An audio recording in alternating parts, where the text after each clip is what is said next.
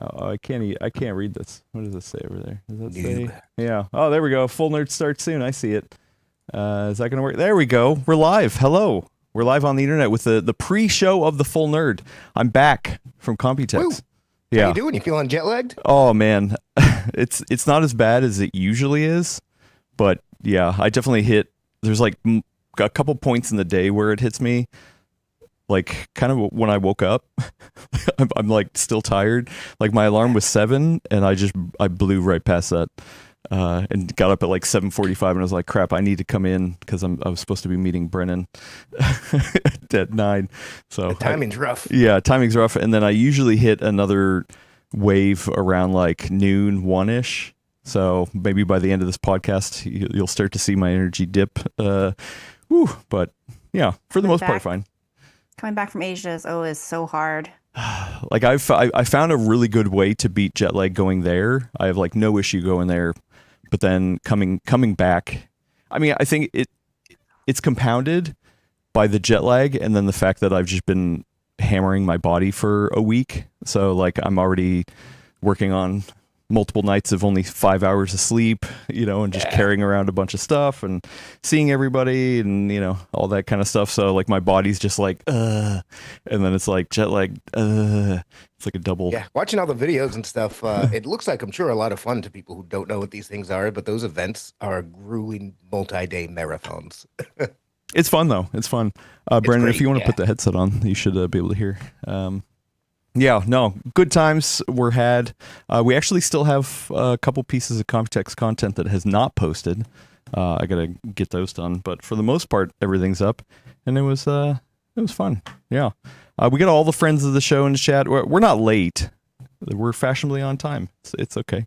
Yeah. So while I was gone, Lindsay fostered some kittens. So yeah, we have 4 kittens at home, and they're not keeping me up. They're like, I think like 4 weeks or something. How big are they? But very tiny. Like Lindsay was like sending me photos and doing FaceTime and stuff, and I could see they were tiny.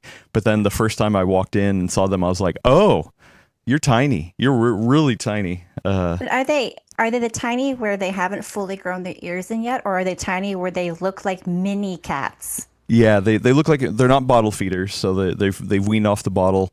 They're able to use the litter box and play and stuff like that, but they're just so tiny and mischievous, but mischievous in a way that doesn't hurt anything. They're like, fighting with each other and just like me me me, and the loudest So they get is cute. like me. I love it super when they cute. look like exact replicas of the adults, but they're just like this big. He's so tiny, and then So their cute. eyes just super wide. Lindsay's been taking care of them, and then it was from the Oakland Animal Services, and so yeah, it's the kitten season or whatever. So they needed some help. So Lindsay was like, "Yeah, we'll adopt. We got some room for some cats." So yeah, Wait, adopt or just foster? I'm sorry, foster. Yes. I mean, who knows? Maybe it'll Four turn is into quite the adoption, but commitment. I mean, definitely, yeah. No, we're not 4. No way 4. But yeah, I'm just picturing you getting back from Computex and have like 4 little balls of flurry energy jumping on you whilst you're trying to sleep throughout the night. I wish. No, they're still in a playpen. Well, Lindsay had them in the tub in the bathroom, kind of sequestered, and then she got this really nice playpen that they've been in now. So we do let them out, but we got to watch them, because they have no control over their body. Like one of them just like ran straight for the edge of the couch and just flopped off, and was like, all right, well, you got to learn somehow, I guess. So That's really funny. super cute, super cute. Somebody in the chat saying frame drops. Let us know. Are we having issues? It says it's connecting fine on my end. I can't see if we're having frame drops at the OBS over there because my computer glasses are. You need to get a bigger monitor or bigger glasses. Well, yeah, like my prescription is specifically for computer length, but that computer screen is way too far, and then my normal vision is not that good for that far either. So I see buttons. I can hit buttons enough to trigger things, but that's about it. Oh yeah, people are saying frame drops, huh? Let me check the OBS stats. Real quick, Elena, where are you? Where am I? Yeah. Secret undisclosed location. But it's definitely warmer here than I'm used to. I'm actually in shorts, which as a San Franciscan is a very unusual occurrence for me. So I don't know. I think other people in other parts of the world find this normal. I don't. I'm wearing shorts right now. I wear shorts. This is one of the beautiful things about working from home is I either wear shorts all summer or sweatpants all winter. I'm just like the most disgusting slob you'll ever see if I'm not specifically going out for something. So I'm in shorts half the year. I don't know. I can't judge. I'm Northern Californian. Um, I don't know for anybody who doesn't live in California, you usually can tell because when you get on a plane, all the Northern Californians are in athleisure wear, like sweatpants, hoodies. If we're feeling fancy, they might be nicer versions of those things, but that's definitely what we're wearing. Meanwhile, the SoCal people, they're just effortlessly turned out. Even if they're wearing casual clothing, it's just nicer somehow. It's a gift. Oh, I got a bad sunburn these last couple of days. I was actually off yesterday since I want to fill up this airtime. I got a bad sunburn. I went to the beach. I went to a concert. I kicked my little daughter's butt at mini golf. I tried to get a tattoo, and I got thrown out of a bar. So it was a pretty good weekend. Whoa, whoa, whoa, whoa. Real quick, I'm gonna have to reconnect the stream real quick. So Okay. we'll be right back, everybody. I kind of want to hear this bar story now, sir. I only vaguely remember it. I love this comment from Rob B. Active in the chat. Well, Northern California is so high caliber if they're not just indoors in their underwear. That's really funny. Figures this happens the first day Brennan's here. Yeah, I'm still waiting to see what the verticals and horizontals person looks like right now. All right, we're back. We're back. Yeah, I was experimenting the last couple times, or we were experimenting with 4K, but our internet decided not to do 4K. So yeah, Oh, is it that thing again? Yeah, now we're back down to 1440. It's the internet, it's not the box. So 1440p is the sweet spot anyway. I agree. exactly, but not high refresh rate. Yeah, I'm not seeing any drops now. Okay, cool. Sweet. Let's stall a little bit more, Okay. just so we can double check. I'm just going to vote for this because I have asked for this for ages, and now it seems like maybe it's a possibility. I would love a kitten cam or a live stream during one of our shows. It seems feasible since you actually have the kittens yourself right now. Just saying. Yeah, we'd have to. Maybe I can have Lindsay point a camera and then hop on the Zoom call. But I think the problem would be that you guys would just be distracted watching them. And I'd be like, yeah, so what do you think of the new DLSS 10.0? And you're like, I'm sorry, I was looking at the 10, cats. 11? Yeah. I thought it was 14. I don't know. Oh, look at the tail. I still think I'm still voting for it because you used to do a BB stream during the pandemic. True. So I know it's doable. I know it's absolutely doable. Yeah. We'll figure something out. But yeah, in the meantime, I'll flash up a photo of one of them. This was yesterday morning. It's sitting on my lap. It's blown out, but all I see is are it just blown like out? gigantic kitten eyes. Yeah, Yeah, here, that let is me- blown out and the eyes make it look awesome. There we go. Can you see it now? That's so Yeah. cute. That looks So- like AI. That can't be real. I know. Wait, are those Siamese? No, they're snowshoe, I think. So cute. Yeah. So it's a little blown out on the stream too, but no, I mean we don't know for sure. They didn't tell us anything about what happened to the mom, anything like that. They just kind of was like, hey, we need help. Here you go. But yeah, they look like they're almost all white, but then they've got some brown in their ears and a little bit on their back and like different patterns on their head, but almost pure white. So super cute. Super cute. Lindsay said she sent you some pictures, Elena. So Thank you. yeah. Anyway, is everything holding? Is everything good? Are we still good? Yeah. Do we got the internet back? Sage is asking about when Russ is planning to post a video. This is not Expedition Handheld Sage. This is a full nerd. Actually, I have no idea. I've been messaging with him. Russ, my Expedition Handheld co-host, is over in Shenzhen right now, and yeah, I don't even know if he's seen one X player yet. So he said he's been doing the shaking hands and kissing babies round of meeting all the companies. So Yeah. I have no idea. All right, it seems like everything's holding. Let me check the frame counter one more time. From the distance. I'm very excited for this kitten cam idea. I'm gonna be heartbroken if it doesn't happen. 0 frames dropped. Also, Bradley, I don't think you can see it, but the 404 balloons or not 404, 400 balloons are still floating.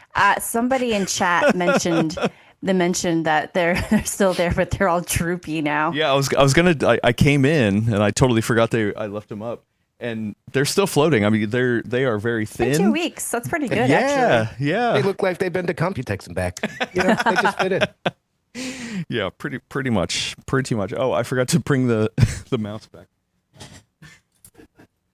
Also, I would like to highlight while we're waiting, Rob B. Active or BC Active in chat mentioned that, NorCal is still pretty high caliber as long as we're not at home in our underwear. I'm sorry, what was the reference? I appreciate that. So I have been saying, when you get on a plane between like LA and San Francisco, you can usually guess who's from which region because of how well we're dressed. And I was saying we're kind of slobs compared to other parts of the country. And one of the commenter was saying that, hey, as long as we're not just lounging our underwear at home, we're still pretty high. Yeah, I was like, I don't. I did a video. I mean, it was scripted, it was staged, but I turned on my meta glasses and pretended to bump into Paul at the hotel, Paul from Paul's Hardware. That was a great video. Yeah, so it was fun. He knew I was doing it. Some people were like, "Wow, how rude! Paul's going to need a bodyguard." But yeah, Paul was super cash in like shorts and flip flops, and and Gordon always told me, he's like, "Nah, you show up to vendor meetings with pants, dude." Because I as a video person, I would wear shorts, but yeah, he's like, "Nah, you gotta show up in pants." And so I made the joke of like, "Oh yeah, San Francisco. I'm dressed like San Francisco. You're dressed like at LA, man." So it was funny. Anyway. I'm back. I got some more goodies to show off in the pre-show, so I think we should get right into it. Yeah? Yeah, let's go. Right. Let me make sure I have the buttons ready. Yep, that should be it. And I think that should be the button to hit it. All right.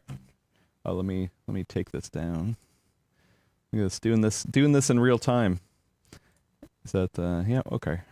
Oh, but that's not right. All right. I'll figure it out. I think this is it. All right, here we go. Hopefully one of these buttons are going to work. In this episode of The Full Nerd, we wrap up Computex by talking about the ARM revolution, and then also, what was the other thing? I forgot. Stuff. More stuff, and then just other stuff. There you go. My brain's not working.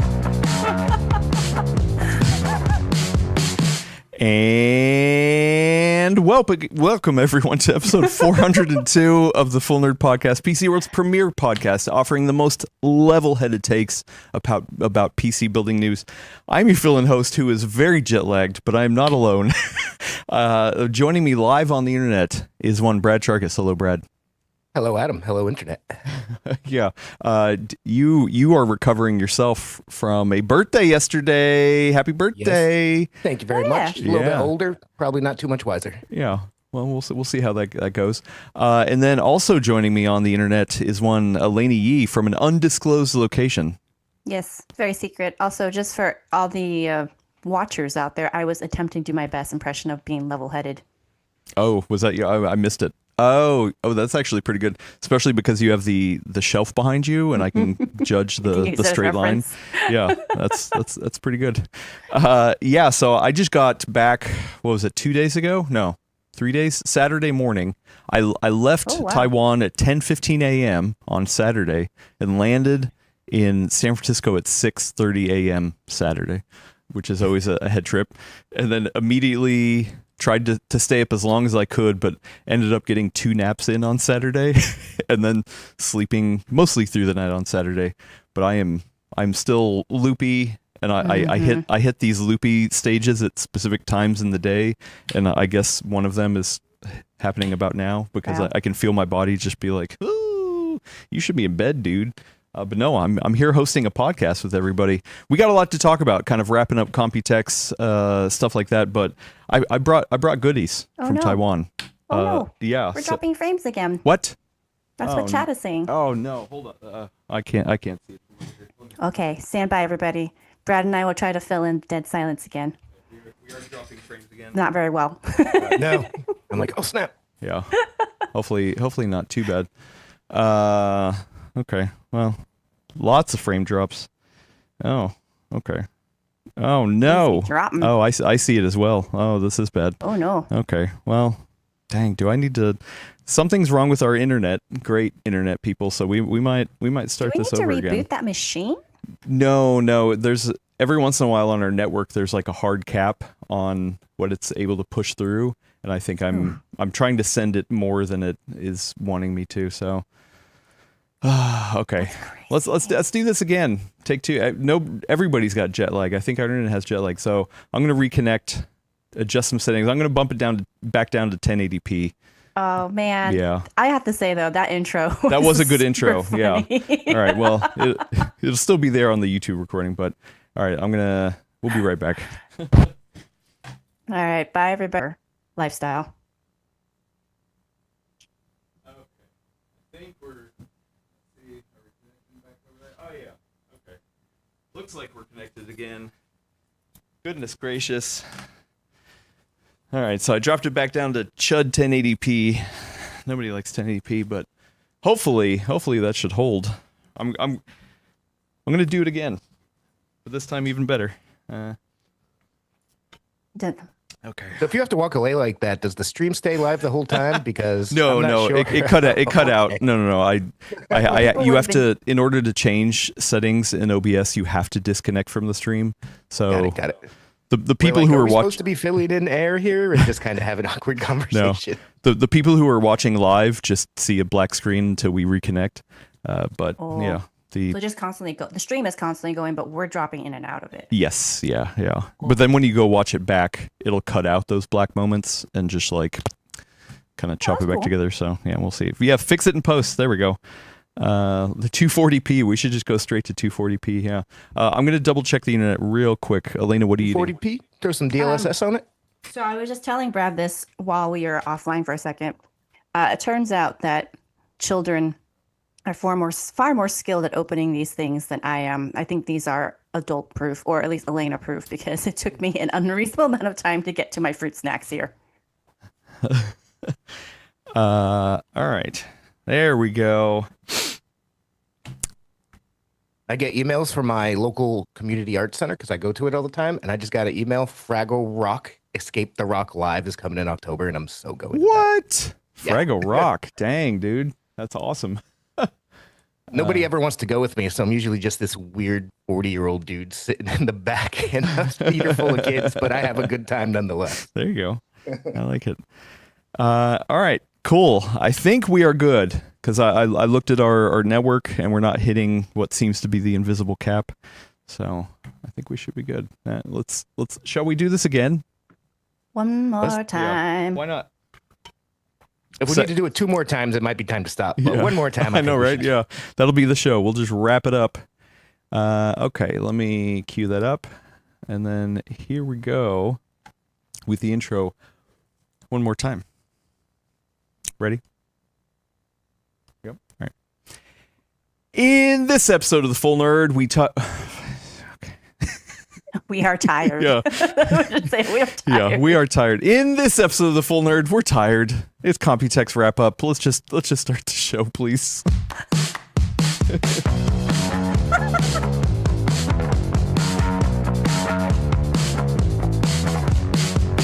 And welcome everyone to episode 402. I got it right this time of the Full Nerd Podcast, Take 2, the PCWorld's premier podcast, offering the most level-headed takes on the internet about PC building news. I am your fill-in host who is extremely jet-lagged. We've been through this before. This is like deja vu. This is really weird. But I'm not alone. On the line with me is one Brad Charkis. Hello, Brad, who is celebrating a birthday. Happy birthday again. Oh, thank you. It was just as good as the last time. Hello, Internet. Nice to see you. Yeah, nice. And then coming to us from an undisclosed location somewhere in the Nevada desert is one Elena Yee. Not quite that warm, but also I'm just going to redo my whole level-headed takes thing again. Yeah, yeah. Sorry for those that are watching or listening afterward. We've been having some technical issues with the internet here, so this is the second time we're doing the introduction. But guess what? Guess what? I've got goodies from Computex. That's where we left And it a off. whole new person there with you, And right? a whole new person, yeah, yeah. Well, okay, you know what? Choose your own adventure. Would you rather meet the new person or see the Yes. goodies from Computex? Both at the same time? All right. So, yeah, come just say hi real quick. This is Brennan. Hey y'all, I'm Brennan. Hello. Brennan King specifically. Welcome to the group, the show. Actually, I muted that mic. Sorry. So we'll just share this one. Come a little closer. Brennan. Yeah. For those of people who don't know, you're the new guy on the team. I am the new guy. I did not break the internet. Just gonna throw that. He was back there at producer desk, but he Yeah. didn't break it. Wink, wink. Yeah. So you're the new guy, which means that we're gonna have to throw you under the bus a lot, right? Bet. Yes. Also, you're a Mac guy too, right? I am a Mac guy. Why did we hire you? I don't know. I think it was my just yapping about stuff and wanting to build a PC. So that will be fun. All right. Well, stick around with us long enough, You can't- and we'll build a PC. He can't hear me, but can you tell him that that's how you started and look where you are now? True. So Elena reminds me that that's how I started. I used to be a diehard Mac guy, and look at me now. I'm hosting a podcast about PC, so maybe we'll get there as well. I'm a happy comment. Nice. Well, thank you, Brennan. Yeah, you'll see more of Brennan. He's right now. I'm still controlling the verticals and horizontals and hosting, because obviously Will's Well, not jet here, lag. and jet lag. Yeah, all of it at the same time. But Brennan's here. We actually do have another new person on the team, Alex. Not Esteves, Alex Waro, who started literally the day after I left for Taiwan. Unfortunately, he's feeling a little under the weather. I was going to have him join on this podcast, but he wasn't feeling great. So we're we've got two new people on the crew. Exciting times, but for now, it's just us, and we're going to talk about Taiwan stuff. Before we get to the news, though, which there is a lot, I think, to cover. I always have fun coming back from Computex and hearing the home team's reaction. Because it's one thing to be in the thick of it; it's another thing to kind of be watching from afar. So we'll get into that. But stuff I got at Computex. Now, if people don't remember, there's a very special bag of snack that is famous in Taiwan called Kwai Kwai. It's a bag of kind of like puffy Cheetos kind of consistency stuff. And they always do different flavors and things like that. And then they'll do limited edition bags for specific reasons. I have found myself collecting these now. So, yeah, every time I go there, cool. yeah, there is. So anyway, I guess to back up real quick, these bags are famous in Taiwan because the idea is that you take the coconut flavored one specifically and you put it on. You'll see it sitting on electronics throughout the nation. And it's supposedly not a good luck charm. What I've heard is it's more like a behave kind of thing. Like, hey, you need to behave, and so we'll put a little bag of snack on you, and hopefully it'll It's like a bribe. work better. Sounds like to me. maybe I don't know, maybe something lost in That's translation. literally the name but- of. I don't speak Mandarin, but it sounds close enough to Cantonese that it sounds like the name is literally the word you use to talk about good behavior. Yeah, okay. I mean, it makes sense, but yeah. So actually, I saw one it wasn't a garbage truck. It was more like a moving truck kind of thing, and they had one in there that had the branding of the moving or of the actual truck on there too. And I saw that, and I was like, oh, I want that one. But anyway, I've started to collect them, which is not the best thing to do because it's really hard to bring back a bunch of puffed bags of stuff in your suitcase. So it's like the worst thing to do.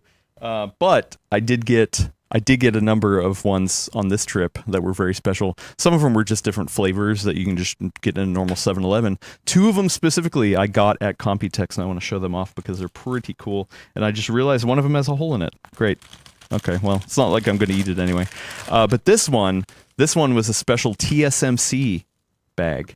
So That's really cool. yeah, it has like PCB kind of stylings to it, like almost as if they printed on the PCB itself. So, and then I don't know if this little guy. So this is the guy that appears on all the bags of Kwai Kwai. I'm sure he has a name. I'm just gonna call him Mr. Dude. But yeah, he's kind of like also in PCB coloring as well. So that one was very exciting. I kind of had to bribe somebody I'm to get this wondering one. now if they actually place them, probably not, but if they actually place them in the clean rooms, they also have to put them like in the little like special gear. Oh, in the clean room. Oh, oh man. Oh, I'm sure. I bet they do. That's a good question. But also running around at the final hours of the show is always fun too, because there are certain vendors who are packing up, and sometimes you can just be like, are you going to take that? So I stopped by the Phison booth, and Phison had one, and I went up to the people who were deconstructing the whole setup, and I was like, hey, I really like these. Can I have this? And the person that manning the booth was like, kind of looked at me like, why the hell would you want this? And then was like, I don't know, and went to another person in the booth and was like, hey, there's this dude over here asking for the bag of Kwai Kwai. Can he have it? And they were like, oh, and then they were just like congregating and being like, this guy, he wants it? What? And then the guy finally came over and he's like, yes, you can have it, but just don't tell anybody. So nice. And now Good I'm job. telling everybody. But it's okay. I'm not outing who actually gave it to me. So, but yeah, no, I have an AMD one that I got a couple years ago. Now I have a Phison and a TSMC one. I feel like I have one other one that was special edition, but I can't think off the top of my head. But I also got That's so fun. You would never see stuff like that over here. Yeah, and it's actually even more fun when you tell the stories like this, because I think it just kind of highlights how something that's so commonplace to like one region can be so unique and different to another, and it's so confusing for the first people from the first region to be like, what? Why would Right. you want that for? It's very similar. The vibes are very similar to the time that I took one of those like cheap plastic clear umbrellas from Japan home with me, but I kept it in the plastic wrap. And the guy was about to like pull off the wrapping, and I had to say like, no, don't do that. And he's like, well, don't you want it? I was like, it's a gift. And he just like, the look on his face was like, why would you bring this cheap dollar umbrella?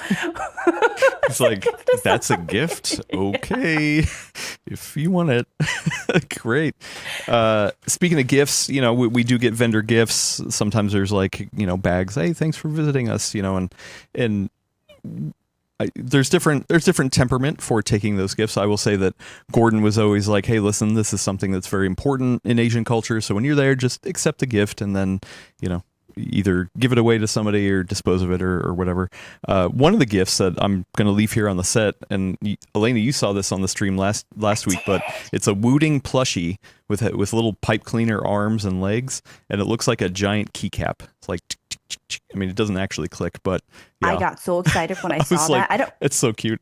I don't know if you saw the chat message I sent you, but I said that we need just a compilation now of all the plushies of Computex. Right. Because I think that would be really fun. Yeah, I had gotten a couple more that you didn't see on the stream, because when I went back after the stream, which I streamed Friday morning, and then I went back, the trade show was still open that Friday, but like I said, it's open to the public, number one, definitely different vibe. Number two, it is also just like a little more loosey-goosey, and then by the end of the day, people are packing up, all that kind of stuff. I also got another gift that actually wasn't given to me, but it was somebody else had gotten it, and they were like, I don't need this kind of thing. But the transit system over there is really nice, the MRT, and usually it's just a card kind of thing, which I did have just a normal card, but then it's also fun to get just different items that have, I don't know if it's NFC or what the technology is in it, but they'll embed it in something. So you'll see somebody just scan it with like I saw somebody who had like a Sailor Moon wand kind of thing. So you just tap the wand on it. Somebody had I've like seen videos of this before. Yeah, like a little game controller kind of thing. So I wanted to go to where they sell a lot of those, but I didn't. I was kind of in the area, but I didn't see any of those shops. But luckily, in one of the Gigabyte grab bags, Gigabyte had one to celebrate their 40th anniversary, and it's just a big bar of gold. It's on the front of it, it just says "fine gold," and I was like, all right, that's actually kind of fun, like real gaudy. But I'm gonna scan to get onto the subway system with my bar of gold. I'm surprised they just didn't do it like an actual ingot. Well, no, it does look like an ingot. No, Like it's a bar. Ingots are really? like usually like more like curved and shaped at the top. Oh, okay. Yeah. Yeah. Yeah. But yeah, it has a little MRT logo on the back.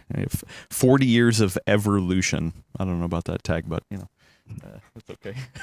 And this isn't swag. I did bring some stuff from Taiwan that I actually want to give people around the office. I got some really nice pineapple cake. Lena, when you're in, you'll see it.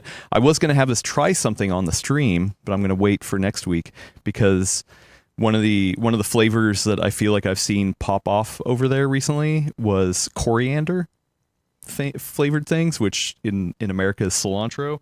And so I got a bag of coriander flavored Doritos. Oh, I'd try that. Yeah. And I was like, I have no idea how this is going to taste. But I'm down for it.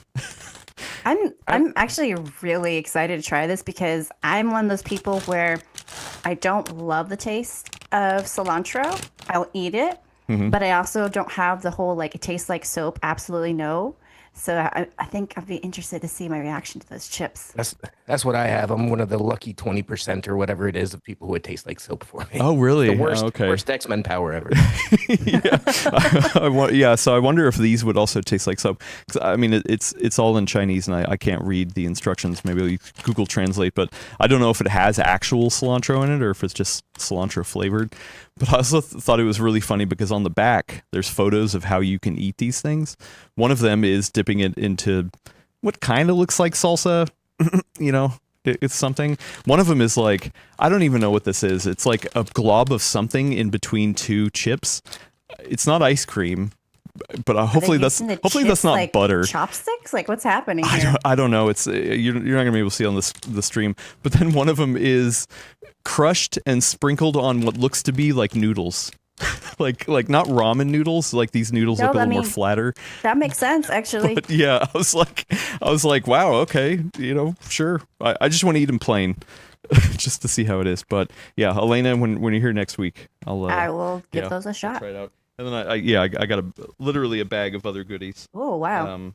Which one of the other goodies I'll say, which I got from a vendor, which was a little funny, just funny, is that Asus was giving away their ROG equalizer cable, the cable that is supposed to monitor multiple pins on the 12-volt 2x6, things like that. And I was like, that's kind of an interesting thing to give away. They're like, hey, it might be fun to play around with. Your GPU could, melt down. Here you go, just in case, which was kind of funny. But yeah, fun stuff, snacks. It's always a good time to just see the culture. Obviously, I love Taiwan. Hang out with the people who are always at Computex, and we'll kind of talk about the vibes that were there. Spoilers: a lot of people were like, "Oh, this is the worst Computex I've ever been to," but it didn't. It still is always nice to see everybody, right? And just kind of get together and powwow and just talk about the things that are going on and all that kind of stuff. So, regardless of the circumstances, it is always fun to attend and do stuff. And it's really good because it's very rare to get the opportunities where all like the executives and the engineers and the marketing teams of all of these products are in the same place at the same time looking to chat. So yeah, and it's a lot of work, but you can get a lot of good work at these events. Yeah, and I said this in last week's show, and I know Elena, you heard it. I don't know if you heard it, Brad, or not, but it was like a tale of two Computexes, because on one hand, everybody who was there to cover consumer desktop PC stuff was like, this is the most boring Computex I've ever been to. A lot of companies are just holding back and not really releasing anything. There was no major chip announcements and to garner interest, all that kind of stuff. So all those people were just like, yeah, this sucks. We're kind of sitting around twiddling our thumbs. But on the other side was that this is the largest Computex I've ever been to. Usually it takes up there's two major trade show halls and 2 floors in each hall. It usually mainly centers around hall 1, both floors, and usually the top floor is consumer and then the bottom floor is B2B. There's a little bit of crossover, but generally it's that way.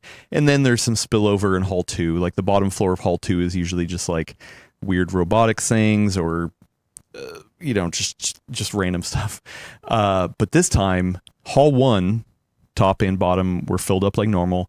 Hall 2, top and bottom, were filled up like normal. Wow. And then they had to reintroduce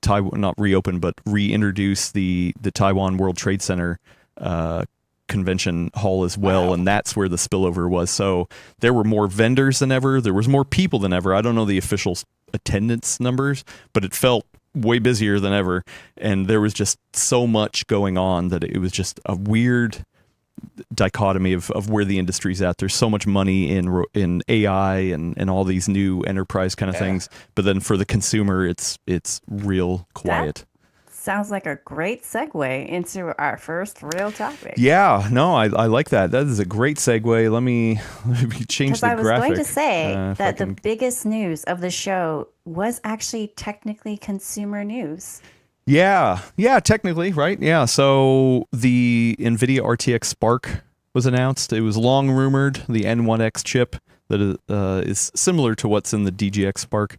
It is now in somewhat consumer laptops, or they announced it for consumer laptops. And I think the thing that kind of surprised me, because we knew it was coming, was that not only did Jensen get up on stage and have like every major manufacturer have a design for it, so HP, Dell, Asus, just like MSI, Lenovo, all the major vendors were there with some sort of Microsoft, and the Surface. Every major thing was there with a laptop, but then some of them even had mini PCs. I don't know if you saw my photos of the mini PCs, but when I saw those, I was like, "Whoo, those are really pretty." Designs. Quick insertion. I don't know if you actually attended the keynote or listened. I did actually, and one of the things that was emphasized by Jensen was that they are planning to support for a couple of generations at least, or more than one, and emphasize specifically that there'll be a laptop, desktop, and data center. Oh the data center stuff. So I didn't watch the keynote or attend. It's usually not worth my time. Like when you're there live doing stuff, like it's usually not worth your time going to the big keynote kind of thing. I mean, sometimes it is, but at least for me, I'd rather book other appointments. I did take an NVIDIA briefing. We can talk about that. I know you and Mark went to Microsoft Build, which actually happened here in San Francisco at the same time last week. So, and it showed up there. So there's definitely a lot to talk about, but I think the bigger thing from the high level is something that I've kind of noticed recently as well, is that like the ARM architecture is like silently creeping into consumer more and more. Like, yes, there was that big Qualcomm Snapdragon push with Windows a couple years ago, and that's kind of gone where it's gone. But when Russ asked me to try out some PC emulation stuff on these Android-based ARM devices for XVision Handheld, my other podcast, I was just like, at first I blew him off. I was like, come on, man, I've got plenty of things to play PC games on. I'm not going to play it on Android. It's just not going to work well. Like, don't even. And then I started playing and I was like, oh no, this is getting really good. Kind of like the early days of Proton, the translation layer stuff. Like, wow. I mean, it is still nowhere near x86 stuff, but you can see where it's going. And if it's going in the same direction as Proton, like there can be some magical stuff. So like, I feel like from the bottom up, there is this push for really cheap, efficient devices that are ARM based that I feel like are going to supplant the low end of x86 devices, at least on the handheld side. I can't necessarily speak for the laptop side, but I know Qualcomm would like that. And then now you have NVIDIA coming in at the top end, kind of strong arming from the RTX Spark angle and kind of squeezing x86 in the middle between the two of them. And it's weird. The more conversations I had at Computex, the more I heard people who were not only not happy with Windows, so they're trying out Linux, because I was still having plenty of Linux conversations, and then plenty of people who are like, hey, ARM is getting better than ever, and especially for NVIDIA to come in and have Adobe be like, oh yeah, we're gonna finally support ARM, was just like, okay, well, NVIDIA can throw their muscle around and make some of that stuff happen. So it's this really weird stuff. What was the vibe like at Build around this stuff? So Microsoft specifically showed me and a handful of other, I think, analysts, creator, journalist type people, the Surface Laptop Ultra and the was it Surface RTX Spark Dev Box. So it was a bit of a Very mouthful. Microsoft name. It's a bit of a mouthful. They didn't go super deep with the demos. There was nothing that was hands-on for our particular group. But one of the things they kept emphasizing in particular was this idea of kind of a blended work experience, right? Where some of it's going to be local AI, some of it's going to be cloud-based AI, and then, whatever else you're doing. So I don't know if I necessarily want to jump into that topic right now, but their emphasis definitely seemed to be more of, hey, we want to make it possible for you to work in the most efficient way possible. We want to make that also the most, I guess, cost effective, given that people are suddenly realizing that they cannot afford endless amounts of AI tokens for everything. But it was really interesting because so much talk was about developers. Obviously, Microsoft Build is a conference for developers. That when I asked the question, hey, are you actually selling these devices to consumers? I was a bit surprised when they said, yes, it's absolutely being sold to consumers. And I kind of wanted to talk about that more with you two specifically, because I am trying to understand what that vision is. My hypothesis currently is that what they're doing is that they're starting first with this kind of people who never shut off from work type people. So technically it's a consumer device because you're using it during, off hours or to do your own projects at home, whatever. But I guess maybe they're seeing this as a trickle down at some point that everyday folks will be doing this kind of blended sort of approach to getting things done. It's not just raw performance. And I don't know how many of you all listening are actually subscribed to my newsletter, but one of the things I talked about last week was, is this potentially the downswing finally at last for x86? Because for so long it's held in there because backwards compatibility, because of the raw performance. And now with NVIDIA backing ARM, and as you just said, Adam, they have the weight to throw behind it to get app support in there, which was not there before. One of the biggest problems, that for people who don't need backwards compatibility, who don't need like legacy apps or any of that, and they're only forward facing, will that supplant a lot of what x86 is doing? Because you'll get the trade-off of better efficiency, better power consumption, lighter and thinner laptops, because that's another thing that I noticed that they were emphasizing a lot. Small, thin, light, right? The laptops are all very, very slender. The dev boxes are mini PCs. And I forgot what article I wrote that referenced this. I was like, you know what? Respect to the engineering, that's quite a flex. But I'm kind of wondering, what is the purpose of that functionally? Because obviously, if you were to increase what you could do with the thermal limitations, then you could get more power out of it. So that also seemed like a very specific design choice and approach. I think it's because they're trying to emulate the Mac Mini. Mac Mini is the go-to box for all the AI guys. I have a couple things I want to say just around the stuff we've been talking about right now. One, I think too many people are counting the chickens before they hatch.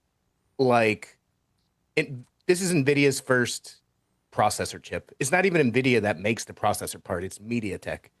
And MediaTek makes chips for Chromebooks, but really isn't used to the x86 market or the PC market. We saw the decade plus of struggles that Qualcomm had trying to get stuff off the ground. I think NVIDIA and MediaTek are going to be able to coast off the back of a lot of that. But I think everyone just kind of assumes these are going to be amazing performance out of the box, and I think that's a big assumption.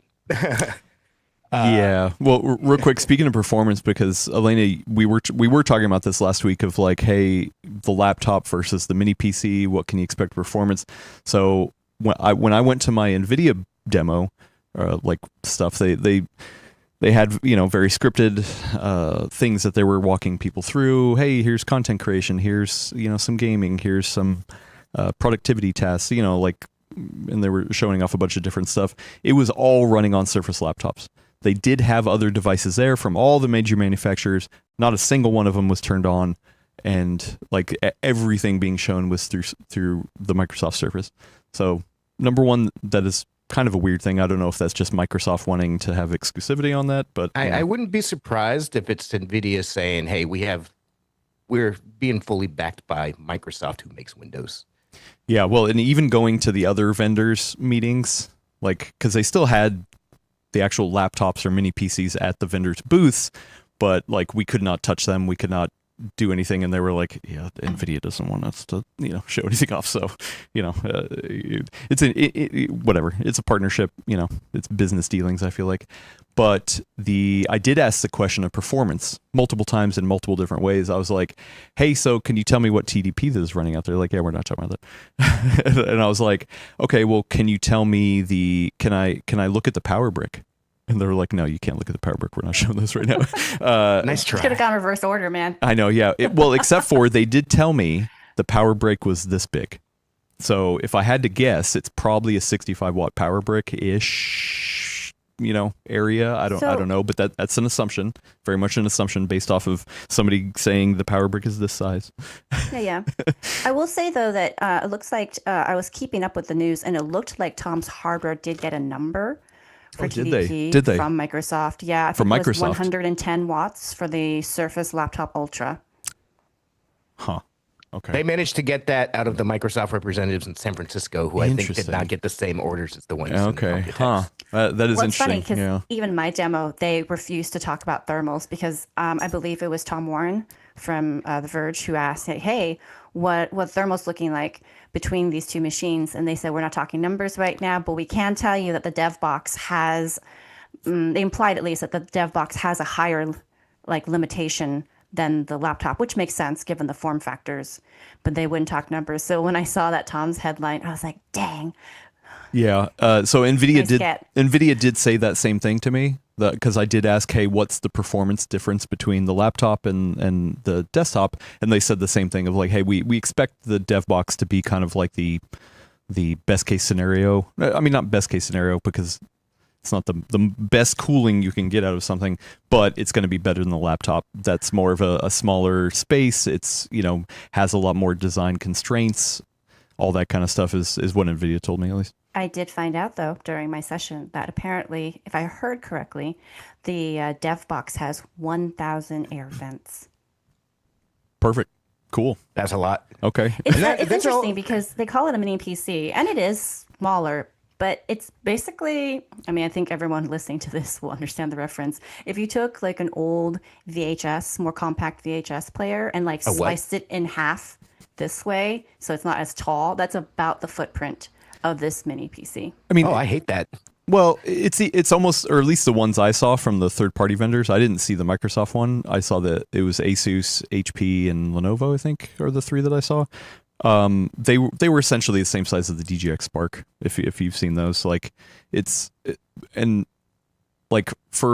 all the background info I've heard is that the DGX Spark system, at least, which is very similar to this, is essentially like a platform that NVIDIA created and then was like, hey, here, vendors, you make your own wrapping around it, which is why all of them pretty much just look the same.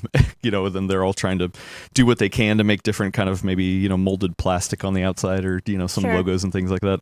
I felt the very same way about this too, like the dimensions. Apart from the Microsoft one, maybe that one looked different, but the dimensions of all the other three that I saw were like the exact same kind of thing. And it was just like, oh, okay, well, it's just a mini PC. Another way of thinking of it is if you took like an old Xbox One and just sliced that like vertical axes in half. So again, it's just skinnier.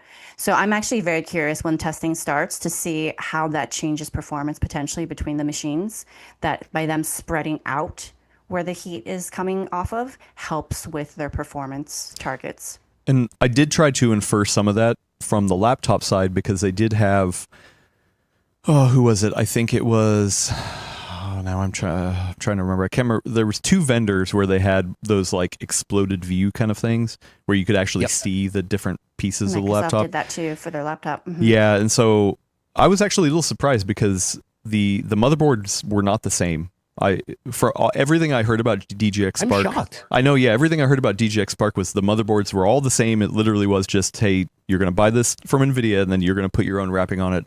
The motherboards were different, the heat pipe configurations, all that kind of stuff. I did not see commonality in a lot of those things. I will say it was all generally about the same thickness and same size. These are like 16-inch kind of laptops-ish for the most part. Like I see these as more svelte workstation than I see these as like, Yes. a nice thin and light laptop kind of thing. I have incredibly mixed feelings about the RTX Spark because to me, on paper, that is a dream chip. Like, assuming that the processor side works out okay. It's for thin, light laptops. It has the equivalent of an RTX 5070 in there. It can run all RTX Studio. It can run, DLSS, all that stuff in thin and light laptops, in mini PCs. This is awesome. Awesome on paper. Like, I'm probably going to fight for this in the end of year awards. That's my guess. Spoilers. But this is also very much what we were talking about, a tale of two Computexes, because we were saying, who is this for? It definitely does have an audience, but that audience is the people who are spending $50,000 on AI tokens because their bosses get them maxed out accounts, and we're going to get you max blasting this thing as much as possible. And I could see it being sold to content creators, people like you. I think if you get one of those through work, it could be a very awesome content creation to have a thin and light laptop with a 5070 inside. But these things are going to start, I'm sure, at 4,500 at a minimum. And so I don't think that Actually, it's going to be a real gaming thing. I think both Elena and I got information from different vendors. The rumor is you had more specific information because, again, the PR that I spoke with was much more buttoned up about it. But the rumor is somewhere around like 2,500 plus. So my guess is going to be somewhere around like 3,000 to 3,500, depending on the configuration. My guess is that will be the baby chip. Because it has the N1X and the N1. They have two configurations, right? I had heard the N1 is supposed to be starting closer to like 1,800, 2,000. Yep. Okay. Well, Yeah. I would love to be wrong about that. That'd be great. I still think it's too pricey for many gaming options. I mean, either way, these are high-end laptops. Whether they're workstation or those Absolutely. desktop replacement laptops for gaming, like these are high-end. We're not going to see this down in the mainstream. But I also feel like that's why it's right now it's not crossing over with what Qualcomm's doing. Like Qualcomm is able to benefit off of NVIDIA's muscle in some of these things because whatever work they do with Adobe should theoretically transfer over to it working on Qualcomm. And right now Qualcomm isn't pushing those. I mean, they do have some expensive options, but not this expensive kind of thing. So like that's why I think like right now they're not stepping on each other's toes. But I do think NVIDIA is going to be quicker to come down than Qualcomm can come up, but I think it's a side thing. I don't think that's a bad thing for Qualcomm, though, because honestly, for at least consumer, so much of the market is in the budget end anyway. Oh, yeah. So if they can ride on the back of NVIDIA, kind of basically saying, we're throwing all our weight into making sure that there are very solid ARM versions of very popular applications that keep people from switching to ARM, then Qualcomm's just going to benefit from that. And it'll become a thing where, you know, how like in the old days, people would distinguish between Intel and AMD for what chips in their laptop. And now I think less people are being quite so particular. I think it could become the same thing for ARM versus x86. And there was I thought it was interesting because a lot of people, I feel like with the Qualcomm push over the past couple of years, one of the biggest talking points of, hey, you want the AI to run locally is that, okay, number one, it's more efficient. Maybe you're not connected to the internet, whatever. But really, one of the big ones is like, oh, data privacy, because then you're doing stuff locally and you don't have to put it up in the cloud. Almost all of the major talking points, at least in my sessions, were, dog, you're going to save money on these tokens per second. MSI had their own version of OpenClaw called Lucky Claw that, you know, is supposedly easy to download and configure kind of stuff. And they literally have a counter in the installer showing how much money you're saving by running locally. So like, I think like that's the other equation that a lot of people don't fully get is that, yeah, these are for people who are who are buying expensive stuff, and then they're like, okay, well, we don't want to run it in the cloud. We're going to save so much money by buying a very expensive laptop. I mean, there's people in the chat right now being like, oh, who would pay money for this? But I heard plenty of people just anecdotally on the show floor talking about like, oh yeah, I picked up like 2050 80s, and I know they were like $2,000 each, but oh my God, it's I'm saving so much money by picking those up, kind of thing. And you know, like us gamers over here being like, dude, that's way too expensive. But they're like, this thing's saving me money. And I think that just goes to Brad's point though, where obviously this first generation, not really consumer focused. They're calling it consumer focused, I think, because they want to get that story started in the media, honestly. But I even said this when I wrote about it, I think that this is more of, we'll see what happens in a generation or two. Like the software support's going to be huge, getting the vendors on board, seeing what Qualcomm does in response as well. Yeah, and I do feel like the knockoff effect for consumers can still be a good thing, because like when I asked NVIDIA, I was like, hey, listen, why are you guys even talking about gaming? Like, I feel like that was one of Qualcomm's issues, was that they came out and were like, yeah, we tested 1,200 games, and then we're like, why even talk about that? Like, you're not going to do it well, so don't even put that out there. Just be like, hey, you know what? It's not really for gaming. Adam. Yeah, and they were like, well, listen, the first thing people did when they got the DGX Park was benchmark games on it. Despite everything, people are going to do that anyway. And I was like, well, so they wanted to get out ahead of it. Run Crisis. Yeah. So, like, yeah, I mean, I don't fully agree with that, because I think they could have just come out and been like, hey, this is not for gaming, whatever. Sure, you're going to try some gaming on it, but like they could have. I disagree with that, though. I think they had to do that if they were going to frame this as a consumer chip, because for a lot of consumers, that is a big question for them. Can it run games? How well does it run games? Is there going to be support? I mean, one of the demos they showed during the Microsoft Build demos that I looked at was Alan Wake 2 running natively on ARM. Well, but I think more importantly, and something that I think can have a knockoff effect regardless of whether you're buying this or not, or care, is that one of the big things they said they needed to figure out, which they did take the initiative for, was anti-cheat. They were showing off Fortnite running, and that is one of those things where it's like, okay, notoriously, you know, anti-cheat is kind of the thorn in the side of like Linux and things like that. And so if they can, through this, strong arm developers being able to use anti-cheat in ways that open up Linux, like this could be just a huge boon for Linux then, to be like, okay, well, all these developers are switching over because of ARM-based stuff, but they're switching over in a way that makes us even be able to play more on Linux. Like, that's a good thing for everyone, I think. So, yeah. So like, I do like that they are trying to get out in front of it and helping these things. But I mean, it's an advertisement as much to consumers as it is to games development studios, True. right? Because it's a little bit of that chicken egg cycle, right? The developers aren't necessarily going to want to put those resources in if the consumers aren't showing any interest in it, and vice versa. True. But yeah, so one of the things that, well, yeah, sorry, Brad, did you have something else for the RTX Park? No, it's all right. Oh, okay. Elena? No, I mean, I think in general, again, I mean, this might dovetail with the rest of the conversation. My question is very much what you said as well. It's like, what's going to happen to our hobby, right? I mean, one of the reasons we all are here today talking 10 years later after Gordon started the podcast, is we like building PCs, and we like that continuity of, you know, if you started in this hobby in 1992, it's still mostly similar at its roots. Like, you know, the technology has obviously progressed, but you can go backwards and kind of trace that progression through to what we're doing now.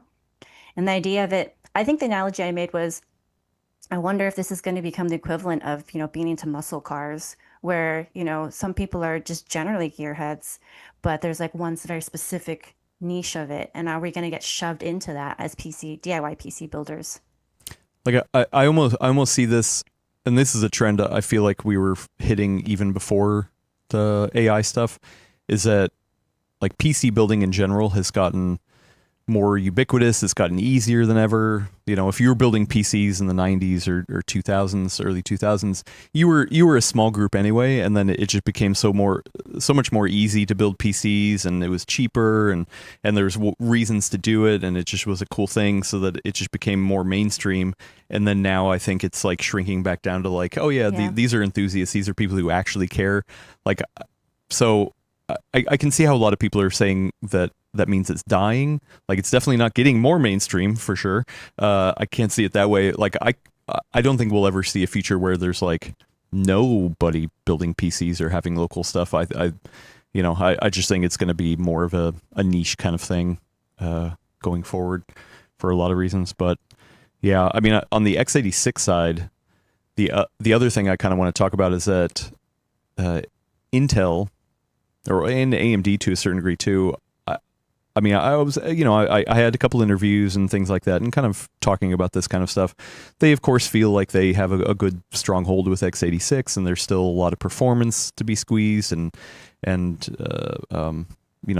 things like efficiency that ARM does really well, all that kind of stuff.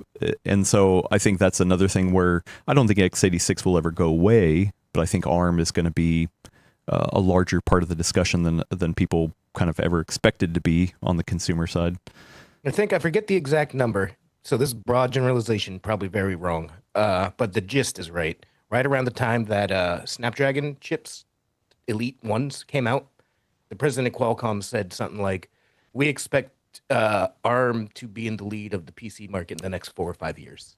So I remember that. Yeah. They have big ambitions. The big ambitions, yeah, and maybe they'll get that through that because of NVIDIA. And they're like, well, it wasn't us, but it was still true. Mission accomplished. Yeah, mission accomplished. Has failed successfully. Which would be funny. Successfully. But one of the things that I thought was really interesting, I actually did a video on this. I kind of like a little investigative piece that, it didn't turn, the A roll didn't really turn out exactly how I wanted to. I wanted to do more, but it was one of those things where when you try to do like a big overall piece during something like a trade show, where you're like going to individual meetings, seeing individual things and covering those things specifically, I was also on the back end trying to get information about Intel's Wildcat Lake. Because while that was shown off at CES, this was the launch for a new processor that nobody was talking about. And I saw like over a dozen devices on the show floor that were ready to be sold either in laptop form or mini PC form. And I was so surprised that nobody was talking. I mean, I understand why the desktop builders are not covering it, but like Intel was not pushing it. There was no briefings from Intel about this stuff.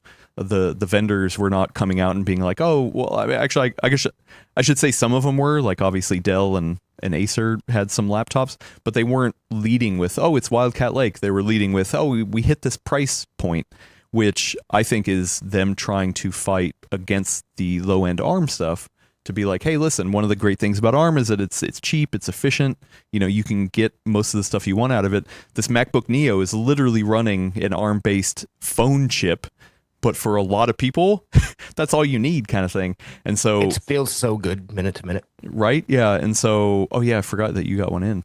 I want to talk about this at some point. But I saw this as, hey, you know what? ARM or Intel has, this is their counterpunch to that, to be like, hey, you know what? We can get down into the cheap end. We can have something that, you can get a $600 Dell XPS 13 or 14 or whatever size it is, and it's just like nobody. I feel like people weren't talking about it enough. Like, I know it's not sexy and exciting, but it was also just like, hey, this was a standout thing that just was on the periphery of Computex. It kind of felt a little bit like people are already tired going into Computex, because I felt like as you said, like the PR push was very quiet. Normally, I would expect for the PC vendors to come out with something like, for example, the Dell XPS 13, which I ended up picking as one of my best of show picks for Computex, because it, as a Windows person, it has the features that I think are more important and more premium. Like, don't get me wrong, the Neo's aluminum shell is very pretty, but I'd rather sacrifice that in favor of having a backlit keyboard, a touchscreen. I'm a touchscreen person. The Dell is aluminum too. Oh, is it? Oh, okay. So it's even fancier. You just only get it in like one or two colors, I guess. One color. I got to tell you, the very first appointment I took was Acer. That was Saturday morning, and that's when I saw their. I think they're at $700, but yeah, it's a Wildcat Lake, and now I don't remember. It's like the Acer Swift 14 Air or something like that, and I was like, they had really pretty colorways, and I was like, dang, this isn't like a direct competitor to the Neo, because this has been worked on for a while. Like, anybody trying to be like, oh look, they came out with their MacBook Neo clone, is like, no, this has been worked on for a while. Like yes, it times really well, and it's probably a good thing for them, but like I was super surprised by that laptop, and then it wasn't until literally that last day, like the last 2 hours before the show floor closed, that I got to see the XPS 13, and I was like, wow, this feels nice, it looks nice. Like I was impressed in a way that I was when Roman had brought in the MacBook Neo, and I think the biggest question, and maybe this is why people aren't talking about it, is because I worry that maybe the performance just isn't there. That even though these are Panther Lake based chips, 18A based chips, which have brought a lot of great performance to the table for handheld gaming and laptops, which I want to talk about in a second as well, but maybe they're not talking about it because the performance is just not there. Like, yes, they're able to hit those prices, but I actually wonder if it's less a question though of the chips themselves that will be the performance issue and the memory, just because Windows 11 is just not as efficient as even Windows 10 was when it comes to memory use. Yeah. And so having only 8 gigabytes of memory in these, configurations is probably maybe not doing them any favors, and even potentially. I actually wrote about that Friday. I actually wrote about that on Friday. My article was something You like, did. the XPX 13 stole or borrowed all of the MacBook Neo's best parts. I hope Windows doesn't mess it up. Yeah. So I don't know, but it was also weird because, I mean, we saw it in those laptops. I saw them in mini PCs, like Minis Forum, Ace Magic, those kind of Shenzhen-based companies.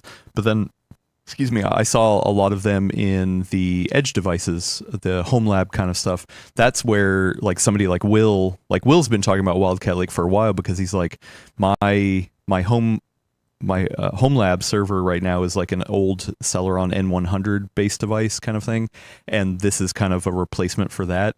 So he's excited from a home lab side. We're excited from the laptop side, but there was even I saw something the size of like a Raspberry Pi main board, and actually talked to the Belina people who make a distro. I found out that I didn't realize they made a distro called Belina OS. I've used Belina Etcher for installing distros on a thumb drive kind of thing. But yeah, like I was talking with that guy, and he's like, yeah, more and more, even on our side, that we're seeing people just so sick of Windows and moving over and getting more performance out of lower end devices like this. So I also kind of want it, if we can get in that Dell XPS 13, I would also just kind of want to put Linux on that thing too, and just see how. Okay, yeah, just to see, because Linux with 8 gigs is a completely different equation than Windows with 8 gigs. So, I think part of the reason why you're not hearing it's Wildcat Lake. It's Snapdragon C, I think, is the name of the new cheap Snapdragon, which goes down even to $300 laptops, rather than the price points themselves.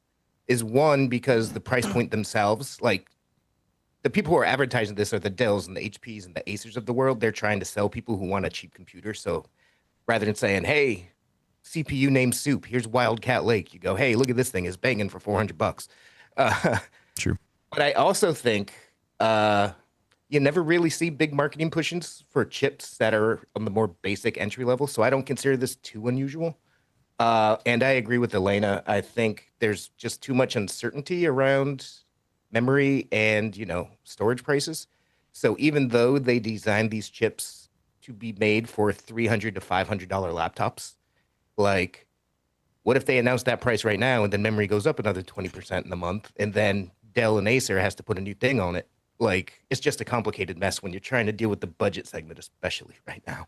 Yeah. I mean, there was a lot of talk about memory at a lot of different, from different angles. I mean, the desktop builders were talking about it. The laptop manufacturers were talking about it. I went to the Jensen analyst and press Q&A. There was questions there about what can be done.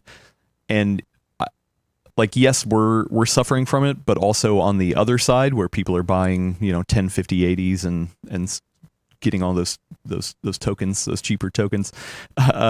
Even on their side, they're like, hey, we need more efficient models. Like, memory's hurting us as well. So I feel like everybody is focused on that. I don't know if there's an answer out there, but I'm hoping that this is the worst it's going to get. Because everybody was definitely focused on that. Well, you actually brought up something interesting, I thought, in the show last week when you were, just shooting the breeze with Nick, that you were wondering if we have enough performance now, like if we don't necessarily need the envelope to be pushed anymore. And when you first said it, I actually in real time said, ugh. Because, part of the fun of all of this has been to follow the developments and how much faster they've been coming, right? Mm-hmm. But I also don't think you're wrong. I think that we unfortunately have sort of dug ourselves as a collective, I don't know, worldwide collective, into this hole where if we don't actually start paying attention, or I should say the developers don't start paying attention more to the software side of things, there's just no way that it's going to work out. Yeah.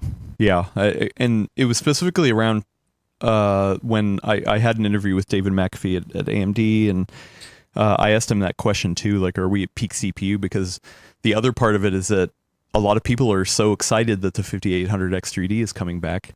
And I was like, dog, that's a really old chip. Will used to make fun of the fact that the Cyberpunk was an old game, Will. But also that's an old chip. That's from like that same era, but people are excited about it because it's still a really good chip.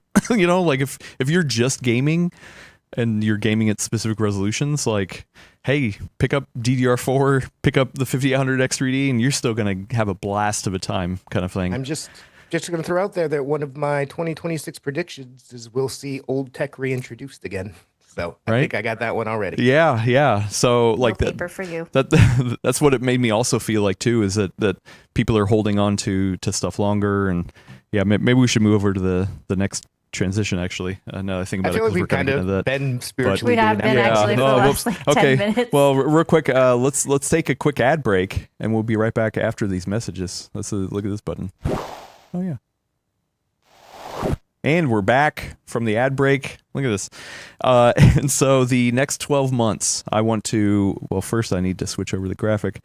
But the next 12 months, I think, are going to be interesting because there's some stuff we can glean from what we were just talking about.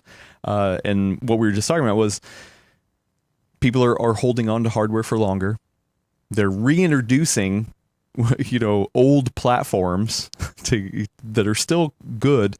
I don't know if you saw, but I posted a video with my glasses as well, where I was at the ASRock booth, and they created a brand new AM4 based board line called the Rock or Rock something.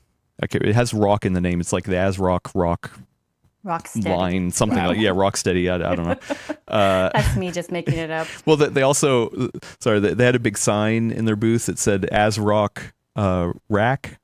Like, because they make their own rack stuff, and I was like, oh, you could have just said ASRack or ASRack. That would have been so good That too. would have been funny, but no. So yeah, this was like ASRock Rock something, and they were like, yeah, we're seeing a lot of more people still interested in DDR4, and AMD still making new chips for it.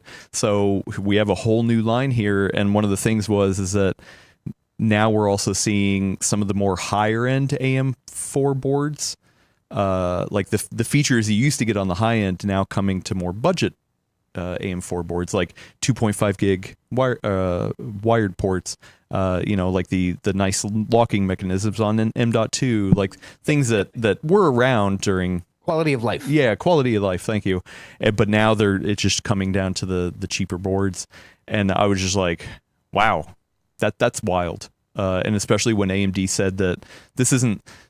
they didn't have those 5800 X3D lines just sitting around. They had to go back and re-architect the manufacturing to get this line introduced back into manufacturing. And I was just like, whoa, if it's that worth it, then, you know, like there's that thing definitely is a gonna need. sell like hotcakes. Yeah. That yeah, I thing bet. is the pinnacle chip of the AM4 platform.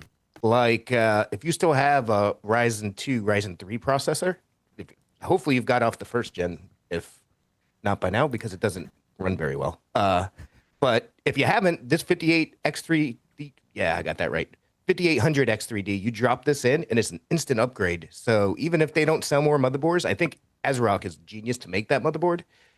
Because if you're looking to save some money, being able to buy a new motherboard for 2026, that's kind of cool.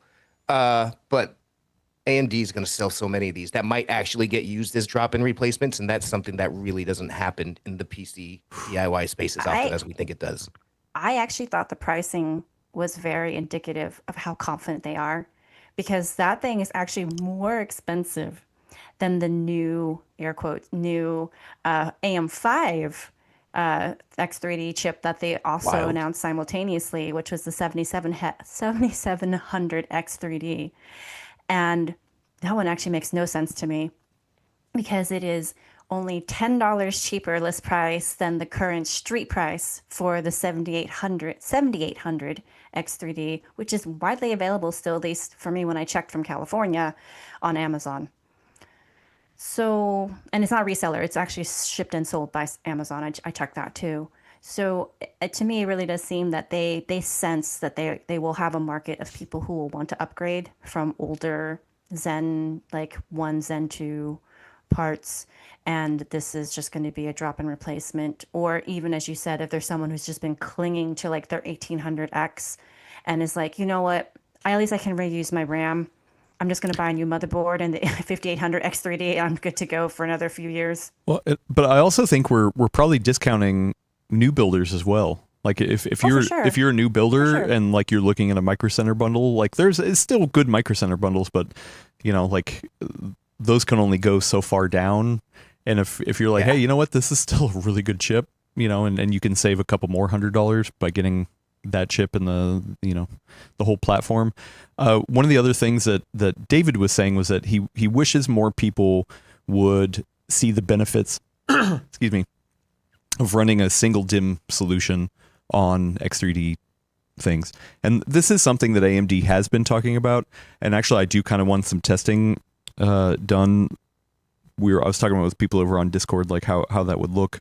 But, you know, AMD's claiming, hey, because we have this extra cache on the chip, it negates some of the worry about having to get more expensive RAM, that you can maybe run it at slower speeds in dual DIMM configurations, or have one faster DIMM, and you're still not going to see too much of a bottleneck, which I thought was interesting. Like that's obviously their claims and their way to kind of spin like, hey, here's a way to get into it cheap and easy.